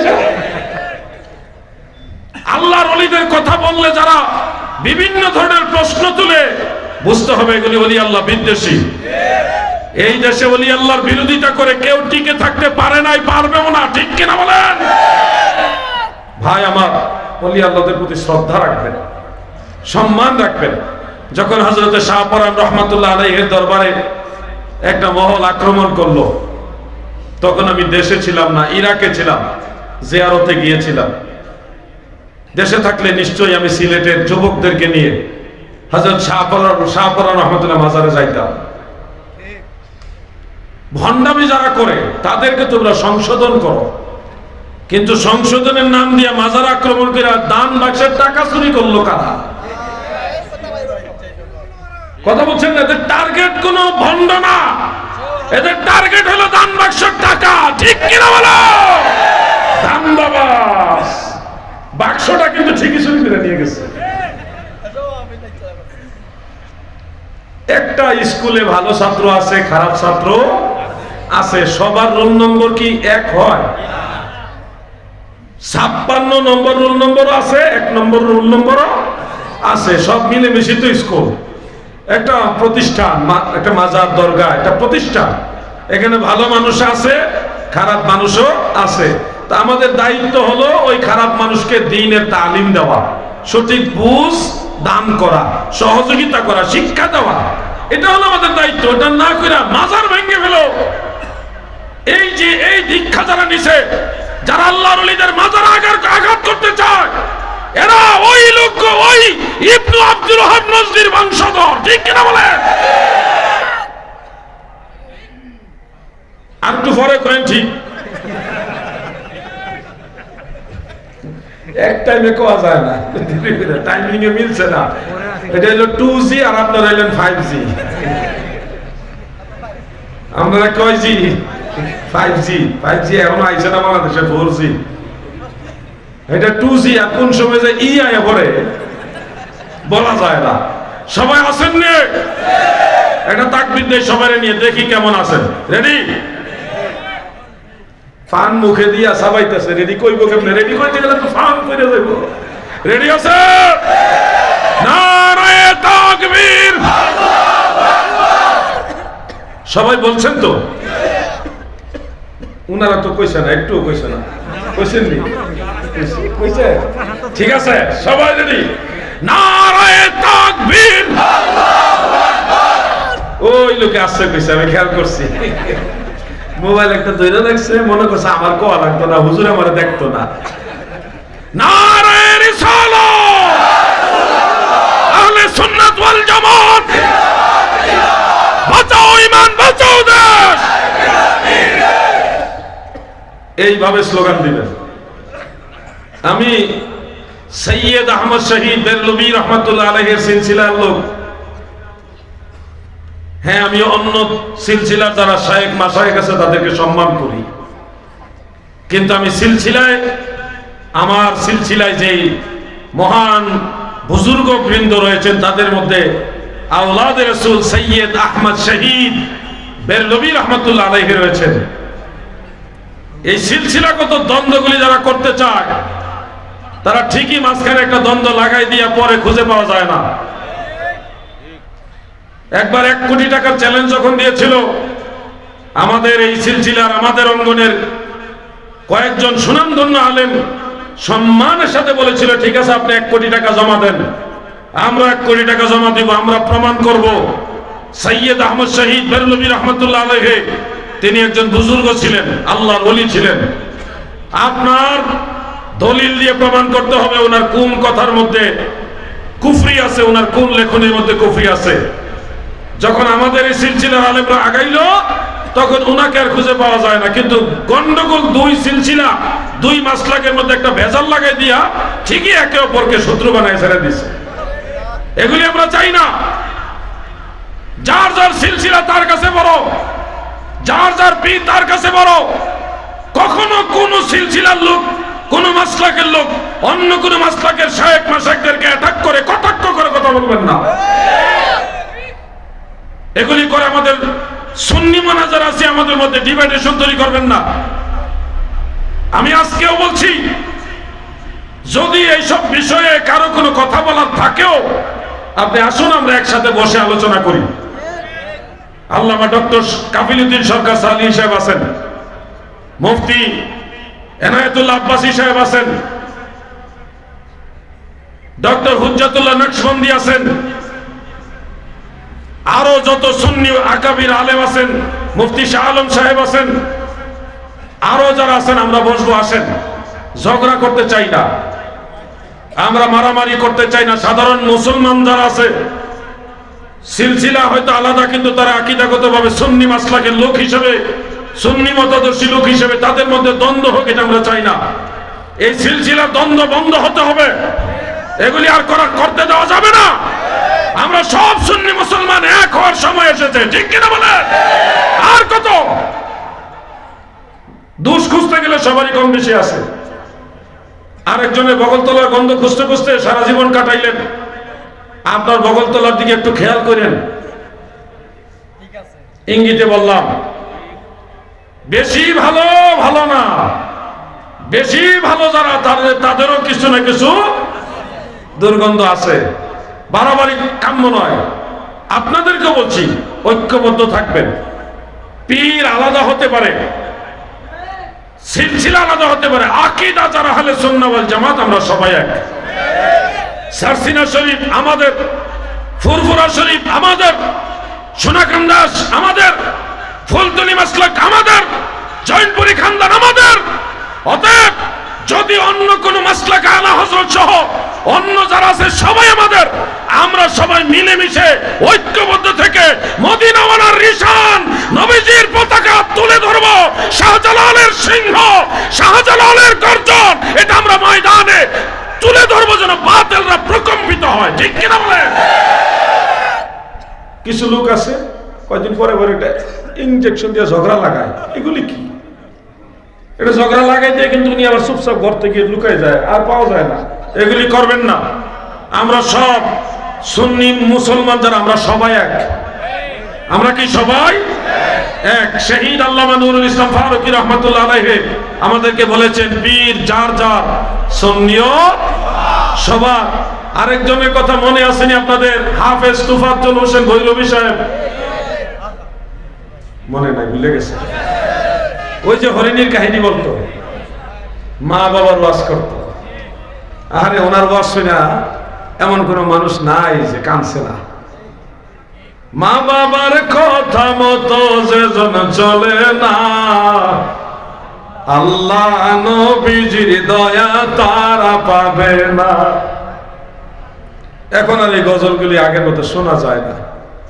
আমল করো নামাজ রোজা, আমল করো নামাজ রোজা, কায়েম করো সুন্নিয়াত, জিন্দাবাদ জিন্দাবাদ নবীর সেনা, জিন্দাবাদ জিন্দাবাদ জিন্দাবাদ নবীর সেনা। কত সুন্দর ভাবে উনি গজল গাইতেন, ভালো লাগতো। বড় আলেম ছিলেন না, কিন্তু আশেকে রাসূল ছিলেন। ভুল ত্রুটি কম বেশি তো সবারই আছে ভাই। আমি কি বলতে পারবো যে আমার কোনো ভুল নাই? যদি বলি আমার কোনো ভুল নাই, তাহলে আমার মধ্যে সমস্যা। প্রত্যেকটা মানুষকে এটা ধরে নিতে হবে, আমাদের চলার পথে ভুল হইতে পারে। ভুলের ঊর্ধ্বে আমরা না। ভুলের ঊর্ধ্বে হলো নবী রাসূল, সাহাবাই কেরাম। সাহাবীদের ভুলটা আল্লাহর কাছে মাহফুজ, এটা আল্লাহ তাআলা অটোমেটিকলি মাফ করে দেন, কারণ সাহাবীরা সত্যের মাপকাঠি। সাহাবাই কেরাম কি সত্যের মাপকাঠি। ও যুবক ভাই আমার, আজকের দিনে তোমাদেরকে মনে রাখতে হবে, যারা ওলিয়া উলিয়াদের বিদ্বেষ ভাবাপন্ন, এই মানুষগুলির জবান থেকে আল্লাহর হাবিবের সাহাবারাও নিরাপদ না। তারা নবীজির সাহাবীদেরকে নিয়ে সমালোচনা করে। তোমরা জানো নি গো, এই মানুষগুলি হযরত মূসা আলাইহিস সালাম, ইউনূস আলাইহিস সালাম সহ অনেক নবীদের সমালোচনাও করে। এরা শেষ পর্যন্ত বলে আমাদের নবীও নাকি ভুল ত্রুটি করছে। যারা আল্লাহর হাবিব রাহমাতুল লিল আলামিনের ভুল ত্রুটি খুঁজে, তারা ফুলতুলি সাহেব কিবলাকে আর কতটুকুই ভালোবাসবে? কথা বুঝতে পারছেন না? আমরা কি নবীদের দোষ খুঁজি? আওয়াজ বলেন, নবীদের দোষ খুঁজি? সাহাবীদের দোষ খুঁজি? আমরা ওলি আল্লাহদের দোষও খুঁজি না, কারণ আমাদের মধ্যে অনেক দোষ আছে। নবী রাসূলগণ নিষ্পাপ, মাসুম, সাহাবায়ে কেরাম মাহফুজ। নবীদের কর্ম আমাদের ধর্ম, নবীদের কর্ম আমাদের ধর্ম। দেখছেন নি দুই মুরব্বী কি গল্পটা লাগাইছে? হ্যাঁ, আগে হুমতাম মহিলার একসাথে বসলে দুইজন একজন শৈল শৈল বান্ধবী কই কথা কয়, মুরব্বীরাও দেখছে কি একটা অবস্থা। দুই বন্ধু, দুই দুস্থ, কি কথা, প্রেমের আলাপ। টাইম বাজেনি, ওর টাইম কয়টা বাজে? আচ্ছা, আর 8 মিনিট আছে, 12টা বাজা। 8 মিনিট কি থাকবেন নি আপনারা? 8 মিনিট? ও অসুস্থ মানুষ? না না, মাশাআল্লাহ, আমি অসুস্থ মানুষ প্রেম করা চাইছি না, আমি মজা করছি। আপনাদের প্রিয় ভাই আমার, অসুস্থ মানুষ তারপরে বসে রয়েছে, মানে টাইমটা জানতেছে কয়টা বাজে। আমি আর 8 মিনিট কথা বলে আলোচনা শেষ করবো ইনশাআল্লাহ। আসুন আমরা একটা দরুদ শরীফ পড়ি। আল্লাহুম্মা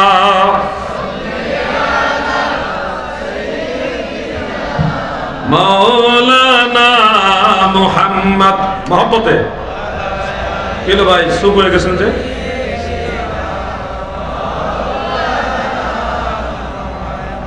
প্রিয় ভাই আমার, আলোচনার শেষ দিকে আপনাদেরকে দুই একটা আমলের কথা বলে যাই।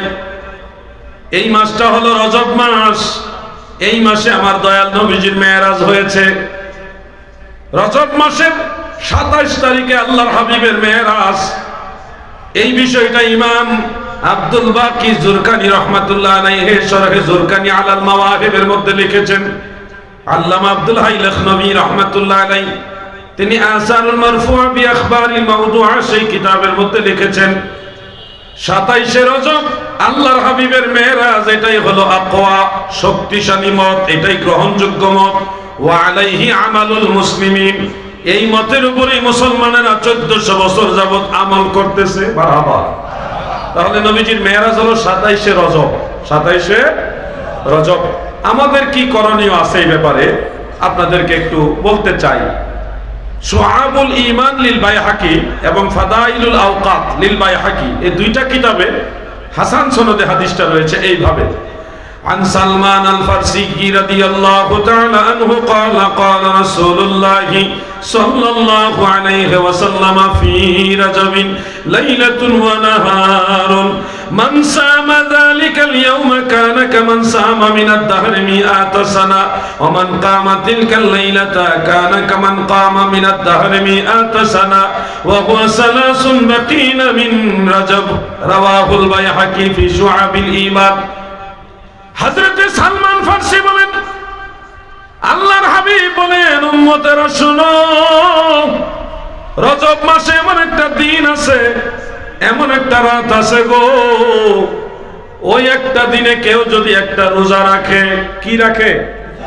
রোজা। এবং ওই এক রাত্রে যদি কেউ নফল নামাজ পড়ে, নফল বন্দেগী করে, দয়াল নবীজি বলেন এক রোজা বছরের বন্দেগীর বদলতে 100 বছর নফল রোজা, 100 বছর নফল নামাজের সমান সওয়াব পাইবে। আল্লাহর হাবিব বলেছেন এই দিনটা হলো রজব মাসের 3 দিন বাকি থাকতের দিন। কয় দিন? নরমালি 30 দিনে মাস হলে 3 দিন, 30 থেকে 3 দিন মাইনাস করলে আর কত? তাহলে 27 রজব নামাজ এবং রোজা কেমন ফজিলতওয়ালা নামাজ! এক রাতের নামাজ 100 বছর নফল নামাজের সমান। একটা রোজা 100 বছর নফল রোজার সমান। এই আমলটা ইনশাআল্লাহ করার চেষ্টা করবেন কিনা? মা বোনদেরকে বলে দিবেন, বাড়িতে গিয়ে মা বোনদেরকে বলবেন এই আমলটা যেন করেন। 26 তারিখ একটা রোজা, 27 তারিখ আরেকটা রোজা, 2টা রোজা রাখবেন। সম্ভব হলে 3টা রাখবেন, কিন্তু মূল রোজা হলো 27 তারিখেরটা। 26, 27 আমরা 2টা রাখি, আপনারাও 2টা রোজা রাখবেন ইনশাআল্লাহ। রাখবেন কিনা? আওয়াজ নাই, আওয়াজে বোঝা যায় যে রাখতো না, কইতাছে আর কি। রাখবেন আপনারা না, আপনারা বলতেন আপনি না, উনি তাদের জিজ্ঞাসা করতেছে। মুরব্বী আসলে চিন্তা পড়ে গেছে, হুজুর আমার লগে দুশ্মনী করছে না, আপনার লগে আমার কোনো দুশ্মনী না। মায়া লাগে, মায়া লাগে। আপনারা যে বসছেন আমার খুব আনন্দ লাগতেছে। মাশাআল্লাহ, বলেন না মারহাবা। তাহলে এই আমলটা আপনারা করবেন ইনশাআল্লাহ। মা বোনদেরকে শিখাইবেন, ছোট বাচ্চাদেরকে দিয়ে রোজা রাখাইবেন। ধরেন সাহারি খাওয়াবেন, আপনাদের সিলেটের ভাষা হলো ফতা, নাকি? ফতা খাওয়াইবেন, খাওয়াইয়া ছোট বাচ্চা সে তো সারাদিন না খেয়ে থাকতে পারবে না, দেখবেন 2টা 3টার দিকে আবার ভাত খাওয়াই নেবেন। এর মাঝে জিজ্ঞাসা করবে কয়টা রোজা হয়েছে। কি জিজ্ঞাইব না? একটু পরে পরে জিজ্ঞাইব যে কয়টা রোজা হয়েছে। তো এই বাচ্চাদেরকে এইভাবে অভ্যাস করবেন রোজা রাখার জন্য। এটা হলো লাইলাতুল মেরাজ উপলক্ষে আমল। প্রিয় ভাইয়ের আমার, আরো কিছু আমল আছে, আপনাদের খেয়াল রাখতে হবে। মাহে রমজান আসতেছে সামনে, এবং লাইলাতুল বারাত, শবে বরাত আসতেছে। এই বিশেষ সময়গুলিতে মানুষের ধর্মচর্চা বাড়ে, নামাজির সংখ্যাও বাড়ে, নাকি? রোজার মাসের প্রথম সপ্তাহে যেই নামাজি, এত নামাজি যদি সারা বছর থাকতো তাইলে এদেশে আল্লাহর রহমত ভরে যেত। নবীজি যখন মেরাজে গেছেন, মেরাজে যাওয়ার পরে আলমে মেসালের জগতে জাহান্নামের আযাব বলে আল্লাহ তাআলা নবীজিকে দেখাইলেন। এর মধ্যে একটা আযাব হলো, একটা লোকের পেট উহুদের পাহাড়ের সমান। সুবহানাল্লাহ বলে চিন্তা করছেন? নাউজুবিল্লাহ বলেন। সুবহানাল্লাহ কি সব জায়গায় কয় মানুষে? তাইলে মনে হয় এত বড় পেট আপনার হোক, আপনি চানই যান।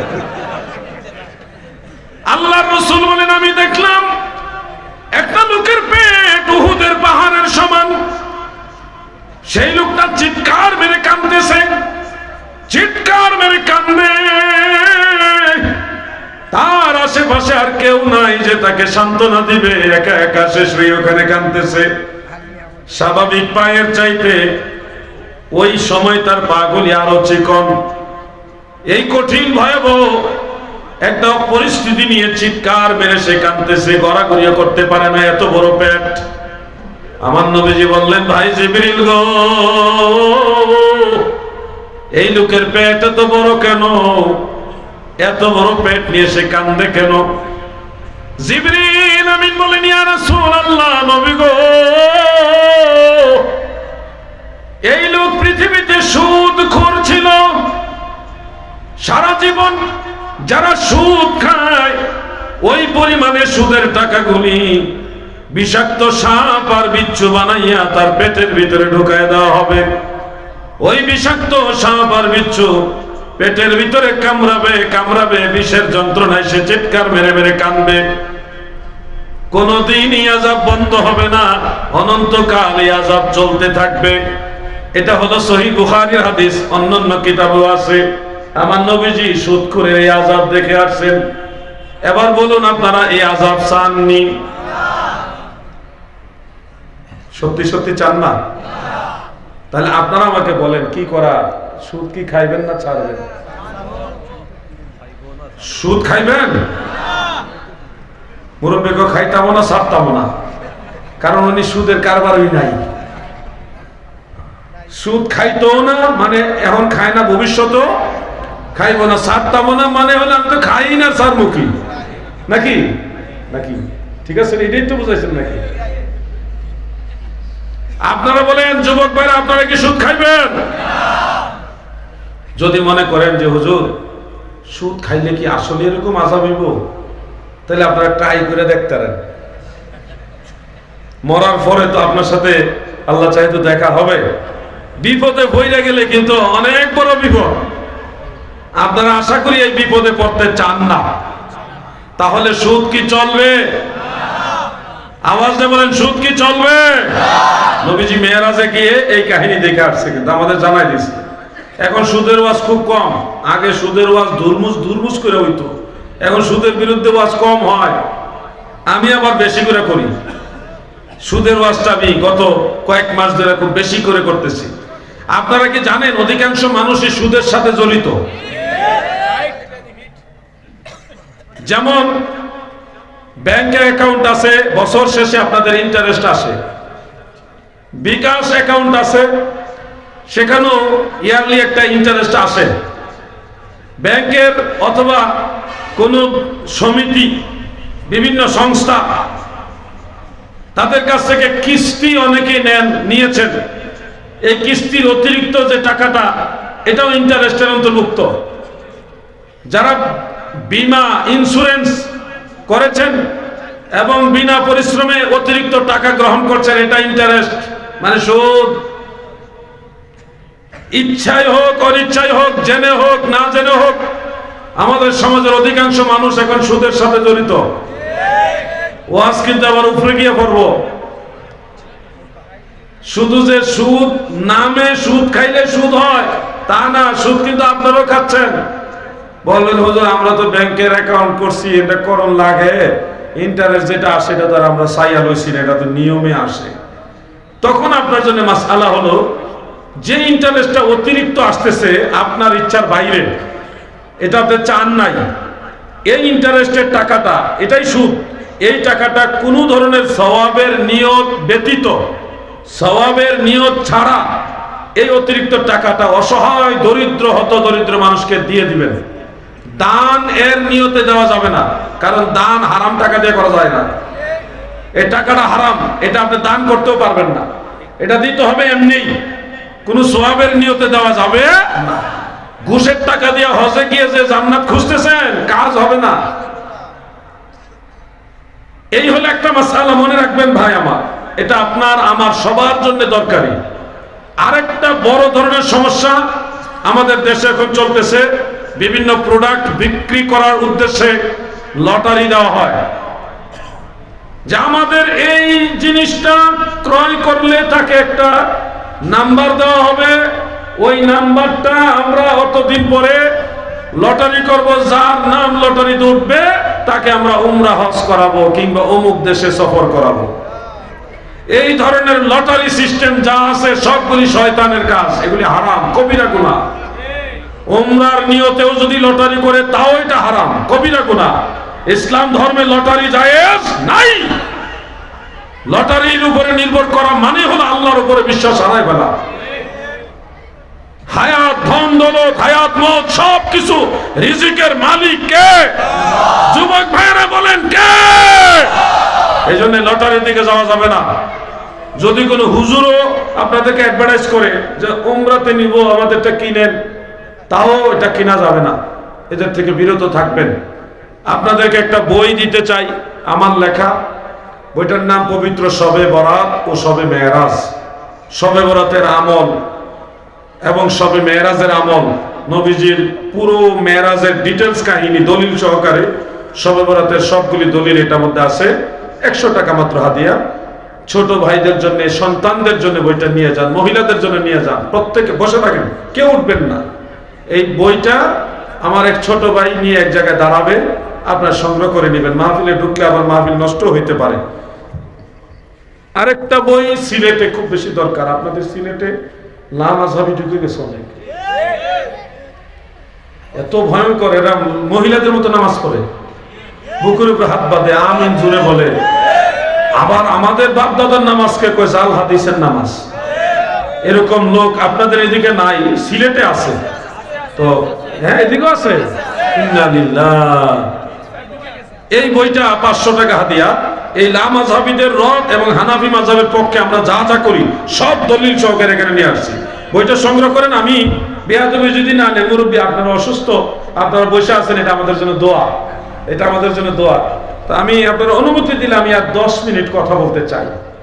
আসেনি অনুমতি? এটা হলো লা মাযহাবিদের বিষয়ে। একটা কাজ করে, আমি হয়তো আন্দাজে একটা কিছু বললাম, এটা হয়তো সই নাও হইতে পারে। যে কোনো একজন যুবক দাঁড়িয়ে লা মাযহাবিদের ব্যাপারে একটা প্রশ্ন অবতারণা করুন, সরাসরি আদবের সাথে দাঁড়িয়ে।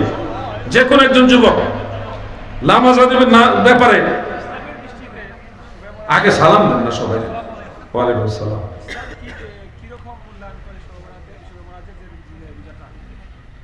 আচ্ছা, এটা তো পুরান, আরো সামনে সময় আছে। লা মাযহাবিদের ব্যাপারে একটু বলতে চাই। লা মাযহাবি, হ্যাঁ হ্যাঁ, আচ্ছা এই বিষয়টা বলবো নাকি?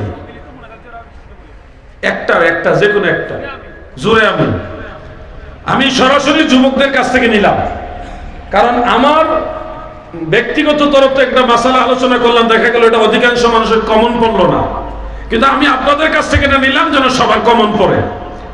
নামাজের ভিতরে জোরে আমিন আমরা কেন বলি না, এবং তারা এসে জোরে আমিন বলে, মনে রাখবেন জোরে আমিন আর আস্তে আমিন নিয়ে ঝগড়া না। ঝগড়াটা হলো তারা যখন জোরে আমিন বলে আবার আমাদের উপরে বলে যে আমাদের বাপ দাদার নামাজ ছিল জাল হাদিসের নামাজ, আমাদের নামাজটাকে তারা জয়ীফ জাল বানায় দেয়, তখন একটা ফিতনা দেখা দেয়। আমরা জোরে আমিন বলি না, নামাজের ভিতরে আমিন বলি কিন্তু জোরে বলি না, তাই তো?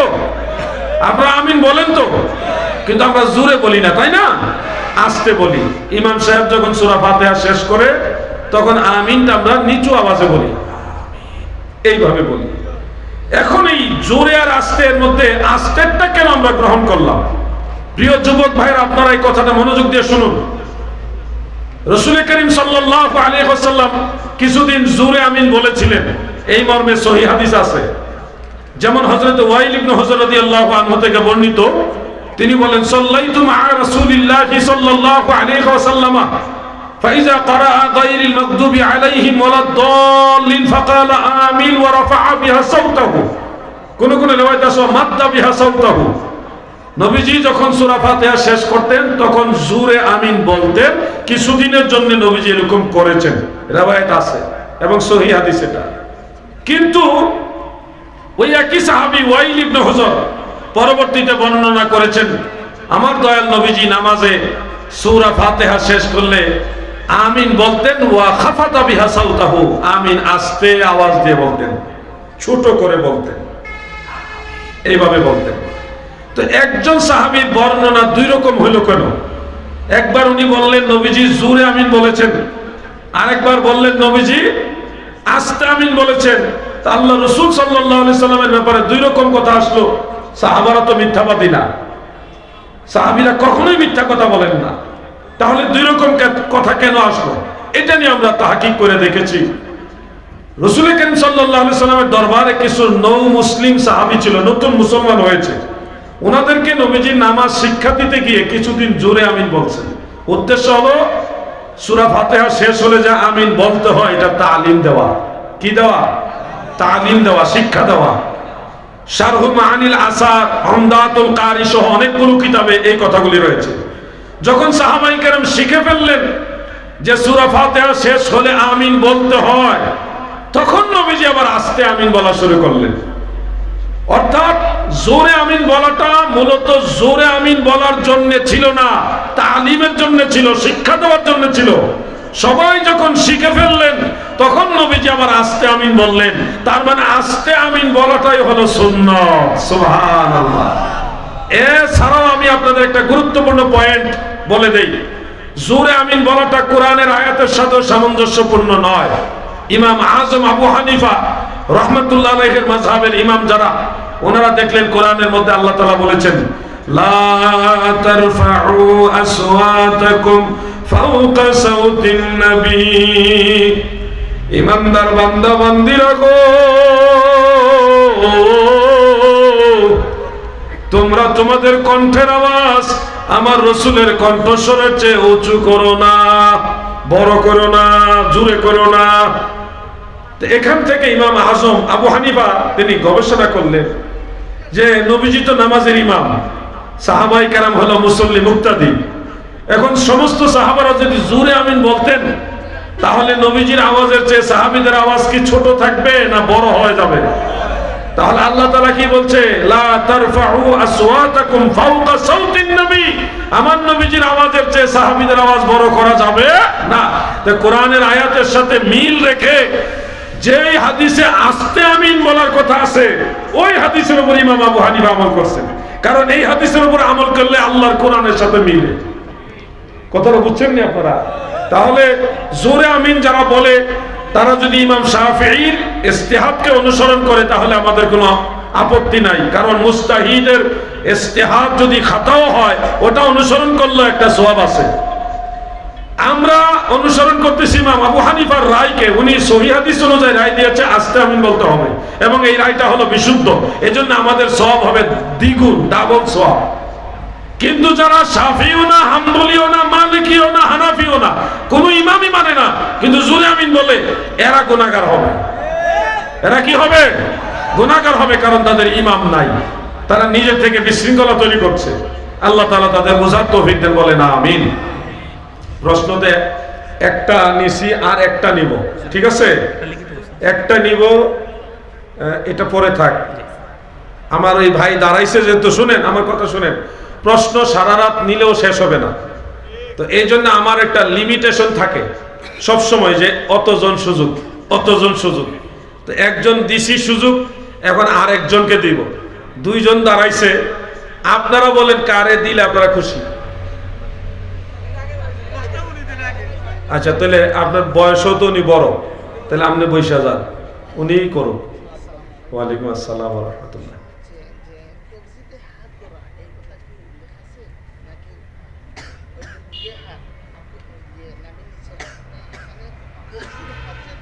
হ্যাঁ হ্যাঁ, একটাই একটাই, দুইটা না, একটাই তো সময় লাগে। কত দূর দেখছেন নি? বসেন বসেন। মানে নামাজের ভিতরে কবজিতে হাত রাখা, এটা কি উল্লেখ আছে কিনা, নাকি বুকের উপরে হাত রাখতে হবে? এটা কি সমাধানটা কি উনি এটা জানতে চাইছেন? আপনাদের সবার জানার দরকার আছে তো? শুনুন প্রিয় ভাই আমার, সহিহ মুসলিমের মধ্যে উল্লেখ, সহিহ মুসলিমের মধ্যে উল্লেখ, প্রিয় নবীজির নামাজ সম্পর্কে হযরত ওয়াইল ইবনে হুজর তিনি বলেছেন যে সুম্মা ওয়াদাআ ইয়াদাহুল ইয়ুমনা আলা কাফফিহিল ইউসরা, নবীজি বাম হাতের কবজির উপরে ডান হাত রাখতেন। সুম্মা ওয়াদাআ ইয়াদাহুল ইয়ুমনা আলা কাফফিহিল ইউসরা, বাম হাতের কবজির উপরে ডান হাত রাখতেন।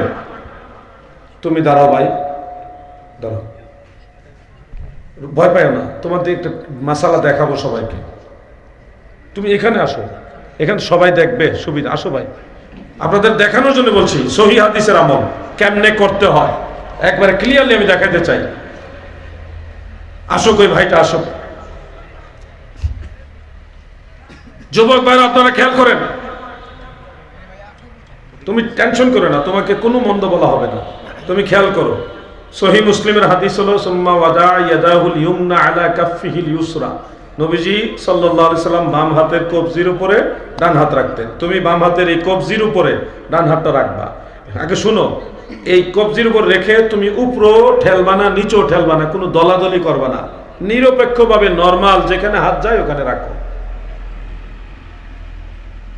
নিরপেক্ষতা আমার হলে এইভাবে, তুমি আবার এমনি দুরক সেকেন্ড লেগে কবজিতে কবজি তুমি এখানে নিয়ে আসো তো হবে না, এটা তো কবজি না। হ্যাঁ কবজি, এই যে কবজি, এটার নাম কবজি। হ্যাঁ নরমাল হাত ছাড়ো। আচ্ছা, তুমি তো টান দিয়ে ধরে রাখছো,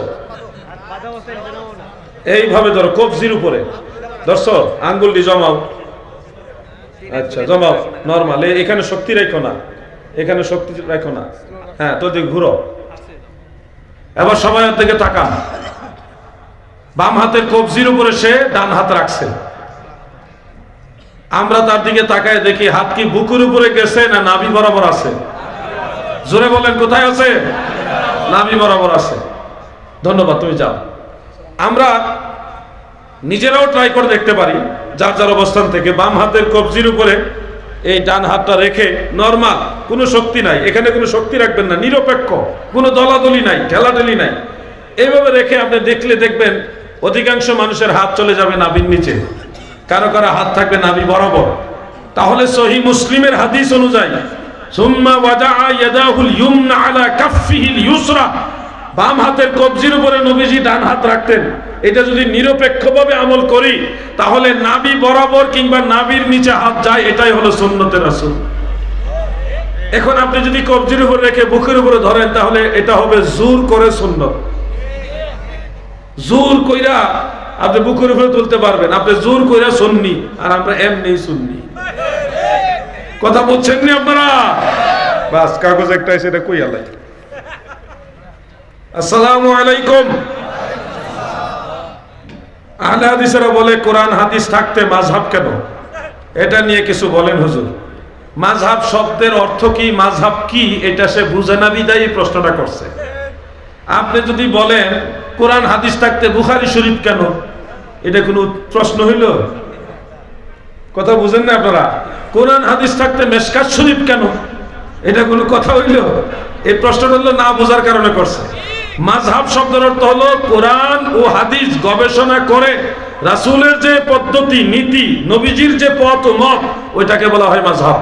আমি আবার বলতেছি, পবিত্র কোরআন ও রাসূলের পাকের অসংখ্য হাদিস গবেষণা করে রাসূল সাল্লাল্লাহু আলাইহি সাল্লামের যে তরিকা, পদ্ধতি, নবীজি কিভাবে নামাজ পড়ছেন, কিভাবে রোজা রাখছেন, কিভাবে হজ করছেন, কিভাবে যাকাত দিবেন, কিভাবে ব্যবসা লেনদেন করছেন, কিভাবে কি করছেন, এই পুরো যে সিস্টেমটা, এই সিস্টেমটা কোরআন হাদিস গবেষণা করে যে একটা নিয়ম নীতি বা একটা পদ্ধতির মধ্যে আনা হয়েছে, এটার নাম হইল মাযহাব। তো এই মাযহাব তো কোরআন হাদিস গবেষণা করিয়া আনা হয়েছে, এটা তো কোরআন হাদিসের বাইরে না। আপনি যদি বলেন স্কুলে পড়ি, বই পড়ি, সিলেবাস কেন?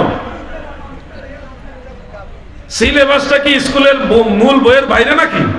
তোমার রেজাল্ট ভালো করার জন্য বই, মূল বই থেকেই তোমাকে একটা ইয়ে দেওয়া হয়েছে, ডিরেকশন দেওয়া হয়েছে, এইভাবে পড়ো রেজাল্ট ভালো হবে। মাযহাব হলো কোরআন হাদিস গবেষণা করে আপনাকে শিখাইছে এইভাবে নবী নামাজ পড়ছে, এইভাবে নবী রোজা রাখছে, এইভাবে হজ করছে। প্রত্যেকটা আমল কোরআন হাদিস গবেষণা করে আপনার সামনে সহজে তুলে ধরা হয়েছে, এটাকে বলা হয় মাযহাব। এখন আপনি বলবেন আমি আবু হানিফার মাযহাব মানি না, আমি সহিহ হাদিস মানি, আমি সরাসরি কোরআন মানি। এরপরে দেখা গেল আপনি শায়েখ অমুকের বই মানতেছেন, অমুক শায়েখের বই পড়া তারপরে নামাজ পড়তেছেন, তাহলে ডাইরেক্ট হইলো কেমনে ভাই? ডাইরেক্ট আর হইলো না। আমরা ইমাম আবু হানিফা, ওই মাযহাবের যত বড় বড় ইমাম আছে ওনাদের গবেষণার মাধ্যমে নামাজ পড়তেছি, কোরআন হাদিসের আলোকে পড়তেছি। আপনি আলবানির বই পড়ে মানতেছেন, আপনি অমুক শায়েখের বই পড়ে নামাজ পড়তেছেন, তা ডাইরেক্ট আর হইল না। আপনার আলবানি আর অমুক শায়েখ তমুক শায়েখের তুলনায় ইমামে আজম, বড় বড় ইমামরা কত বড় ইমাম, ঠিক কিনা ভাই? কোথায় রাজরানী আর কোথায় বট গাছের ফেরতিনি। এই জন্য মাযহাব জিনিসটা কি এটা যারা বুঝে না তারাই এই প্রশ্নটা করে। আল্লাহ বুঝার তৌফিক দেন, বলে না আমিন। খুতবা পড়ার সময় অনেকে সুন্নত নামাজ পড়তে দেখি, খুতবা পড়া অবস্থায় সুন্নত নামাজ পড়া যাবে কি না? যদি আপনি মসজিদে প্রবেশ করেছেন, এমত অবস্থায় আপনি দেখলেন ইমাম সাহেব খুতবার জন্য দাঁড়িয়ে গেছেন, তখন থেকে আপনার আর পাশের মুসল্লির সাথে কথা বলাও জায়েজ নাই, এমনকি পাশের মুসল্লিকে চুপ এই কথাটাও বলা জায়েজ নাই। আপনার সামনে একটা কঙ্কর পড়ে আছে, কঙ্কর, এটা যে সরাইবেন এটাও আপনার জন্য তখন জায়েজ নাই। ইমাম সাহেব যখন খুতবার জন্য দাঁড়িয়ে যাবেন তখন কোনো কালামও চলবে না, নামাজও চলবে না। ইমামের খুতবা শোনা হলো ওয়াজিব। ইমামের খুতবা শোনা কি ওয়াজিব? সুন্নত বড় না ওয়াজিব বড়? কারণ যেই লোক ওয়াজিব বাদ দিয়ে নফল নামাজ পড়ে, এই লোক তো গুরুত্বই বোঝে না কোনটা বড় কোনটা ছোট, এটাই তো বুঝে আসে। খুতবা শোনা হলো ওয়াজিব। খুতবার বিধান আছে কোরআন থেকে, রাসূল পাকের অসংখ্য হাদিস থেকে। আর ওই ওয়াজিব বিধান বাদ দিয়ে উনি নফল নামাজ পড়তেছে, সুন্নতে জায়েদা, যেটা না পড়লে গুনাহ হবে না এমন সুন্নত পড়তেছে। এই লোক তো বুঝেই না ওয়াজিব বাদ দিয়া মানে কি অবস্থা। মাইন্ড করেন একটা কথা কই, এই লোক হলো লঙ্গি খুলে বাকরি বাঁধতেছে আর কি, নাউজুবিল্লাহ। কথা বুঝছেন নি? এটা আমাদের বুঝতে হবে। অবশ্যই আপনি যদি সুন্নত নামাজগুলি, যে 2 রাকাত তাহিয়াতুল ওযু, তাহিয়াতুল মসজিদ অথবা দখলুল মসজিদ, এই নামাজগুলি আপনি একটু আগে আগে মসজিদে গিয়ে পড়ে নেবেন। এরপরে কাবলার জমা পড়বেন, আবার আপনি দাঁড়াইছেন কে লেগা? জুসে উঠে গেছে নাকি? হইলেইতাম নি, হইলেইতাম। আপনি বদুয়া দিয়ে নামনে যেভাবে চাইতেছেন আমি ডরাইতেছি। আচ্ছা আপনি বুঝাই একটু। আচ্ছা বারবার এই যে এটা করেছে নামাজ, এটা নেই, এটাই তো রাফউল ইয়াদাইন নামাজে বারবার কেন করে? শুনুন, প্রিয় নবীজি রাসূল করিম সাল্লাল্লাহু আলাইহি সাল্লাম ইসলামের প্রথম জামানায় রাফউল ইয়াদাইন বারবার করেছেন, এই মর্মে অনেকগুলো হাদিস আছে। তো এগুলি বুখারী শরীফে আছে। হযরত ইবনে ওমর রাদিয়াল্লাহু আনহুমা তিনি বর্ণনা করেছেন, বুখারী শরীফে আছে, ইজা ইফতাতাহা সালাতা রাফা ইয়াদাইহি, নবীজি নামাজ শুরু করার সময় দুই হাত উঁচা করতেন। ওয়াইজা আরাদা ইয়ারকা, রুকু করার সময় নবীজি দুই হাত উঁচা করতেন, রুকু থেকে দাঁড়ানোর সময় উঁচা করতেন, এবং সিজদা যাওয়ার সময় দুই হাত উঁচা করতেন, তৃতীয় রাকাতে দাঁড়ানোর সময় উঁচা করতেন। কোন কোন বর্ণনা আছে প্রত্যেক তাকবীরের সময় নবীজি হাত উঁচা করতেন। এই সবগুলি রওয়ায়াত কিন্তু বিভিন্ন হাদিসে আছে। এরপর আমরা কেন হাত উঁচা করি না? শেষ দিকে আল্লাহর হাবিব রাসূল করিম সাল্লাল্লাহু আলাইহি সাল্লাম নামাজে শুধুমাত্র প্রথম তাকবীরে তাহরিমার সময় হাত উঁচা করছে, বারবার আর করেন নাই। তো সর্বশেষ যেটা নবীজি রেখে গেছে ওইটা হলো সুন্নত। এজন্য আমরা আহলে সুন্নাহ, সুন্নতের উপরে আছি। ইসলামের প্রথম দিকে নবীজি বলছে 3 দিনের বেশি কুরবানির গোশত রাখা যাবে না, এর মধ্যে খাইতে হবে। শেষের দিকে নবীজি বলছে এখন থেকে যতদিন পারো তোমরা কুরবানির গোশত খাইতে পারো। এখন আগের হাদিসটা আমল করেন না শেষেরটা করেন? শেষেরটা করেন না, আগেরটা হলো একটা বিশেষ প্রেক্ষাপট। ওই সময় মুসলমানদের মধ্যে কুরবানি দাতা ধনীর সংখ্যা কম ছিল, যার কারণে 3 দিন বাইন্ডিং করছে। 3 দিনের মধ্যে তোমরাও খাও, মানুষের দিয়া খাও, গরিবরা যেন পায়। এটা একটা হিকমত। হ্যাঁ, যখন শেষে মুসলমানদের মাঝে ধনীর সংখ্যা বাড়ছে, তখন নবীজি দেখছেন এখন পর্যাপ্ত কুরবানি বাড়ছে, এখন বলছে তোমরা যতদিন পারো খেতে পারো, না এত গোশত নষ্ট হবে। ইসলামের প্রথম দিকে নবীজি বারবার হাত উঁচা করছেন, শেষের দিকে নবীজি বারবার হাত উঁচা করেন নাই। বলবেন যে হুজুর নবীজি শেষ জামানায় যে বারবার হাত উঁচা করেন না, এটা কোন হাদিসে আছে? এটাও আপনাকে জানতে হবে। যেমন ইমাম বুখারী রাহমাতুল্লাহ আলাইহির 1 নম্বর উস্তাদ ইমাম হুমায়দি রাহমাতুল্লাহ আলাইহির মুসনাদে বিশুদ্ধ সনদে সহিহ সনদে উল্লেখ, ওই একই সাহাবী আব্দুল্লাহ ইবনে ওমর তিনি বলতেছেন, ইজা ইফতাতাহা সালাতা রাফা ইয়াদাইহি, নবীজি নামাজ শুরু করার সময় দুই হাত উঁচা করতেন। ওয়াইজা আরাদা আইয়ারকা রাফা ওয়া ইয়ারফাউ রাসাহু মিনার রুকুই ফালা ইয়ারফাউ, নবীজি যখন রুকু করার ইরাদা করতেন এবং রুকু থেকে দাঁড়াতেন, ফালা ইয়ারফাউ, তখন নবীজি আর হাত উঁচা করতেন না। ওয়ালা বাইনা সাজদাতাইনি, দুই সিজদার মাঝে উঁচা করতেন না। তাহলে এই সহিহ হাদিস থেকে আমরা জানলাম নবীজি শুধুমাত্র তাকবীরে তাহরিমার সময় হাত উঁচা করছে, অন্য সময় আর করেন নাই। আরো ক্লিয়ার আছে সুনান আবি দাউদে, যার সম্পূর্ণ হাদিসটা ইমাম বুখারীর জুজের মধ্যে উল্লেখ রয়েছে, জুজু রাফঈল ইয়াদাইন ওই কিতাবের মধ্যে আছে, এবং অন্যান্য কিতাব আছে। হযরত আব্দুল্লাহ ইবনে মাসউদ সাহাবীদের মধ্যে রাইসুল ফুকাহা, উনি মুফতি সাহাবী যারা, তাদের মধ্যে উনি সবচেয়ে বড় সাহাবী। ইবনে মাসউদ রাদিয়াল্লাহু আনহু সাহাবীদের সামনে দাঁড়িয়ে বললেন, আলা উসাল্লি বিকুম সালাত রাসূলিল্লাহ সাল্লাল্লাহু আলাইহি ওয়াসাল্লাম, আমি কি তোমাদেরকে রাসূলের সালাত দেখাবো? আল্লাহর নবী কিভাবে নামাজ পড়েছে আমি কি তোমাদের দেখাবো? তখন সমস্ত সাহাবারা বললেন, নিশ্চয়ই আপনি দেখান। আব্দুল্লাহ ইবনে মাসউদ তখন নবীজির নামাজ দেখাইলেন। সেখানে শুধুমাত্র একবার তিনি হাত উঠাইছে, আর বারবার কোনো হাত উঠাইছে না, এবং তিনি বলছে এটা হলো রাসূল পাকের নামাজ। আশ্চর্য হবেন, বুখারী শরীফের আরেকটা হাদিস আছে যেটা লামাযাবিরা বলে না।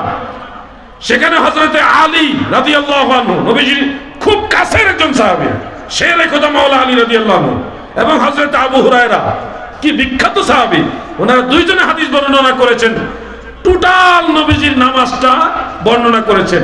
সেখানে ওই তাকবীরে তাহরিমা ছাড়া আর কখনো হাত উত্তোলন করার কথা ওনারা বলে নাই। বুখারী শরীফের মধ্যে হাদিস আছে, ওই বইয়ের মধ্যে আমি সব উল্লেখ করে দিছি। নামাজ নিয়ে যা লাগবে সব ইনশাআল্লাহ পাবেন এটার ভিতরে। এজন্য বলছি রাফউল ইয়াদাইন, বারবার হাত উঁচা করা, এটা হলো নবীজির প্রথম জীবনের আমল। শেষ জীবনে নবীজি শুধু একবার হাত উঁচা করছেন, বারবার উঁচা করেন নাই। এই জন্য সর্বশেষ আমলটা হলো সুন্নাত। আর যারা সুন্নতের উপর আমল করে তারা হলো আহলে সুন্নাহ। আমরা আহলে হাদিস না, আমরা আহলে সুন্নাহ। আল্লাহ বুঝার তৌফিক দেন, আমিন। আজকে এখানে শেষ। মুরব্বীরা অনেক কষ্ট দিছি, বদ্ধ দিয়েন না। আসেন সবাই দাঁড়ায় নবীজিকে সালাম জানাই, ইয়া নবী সালাম।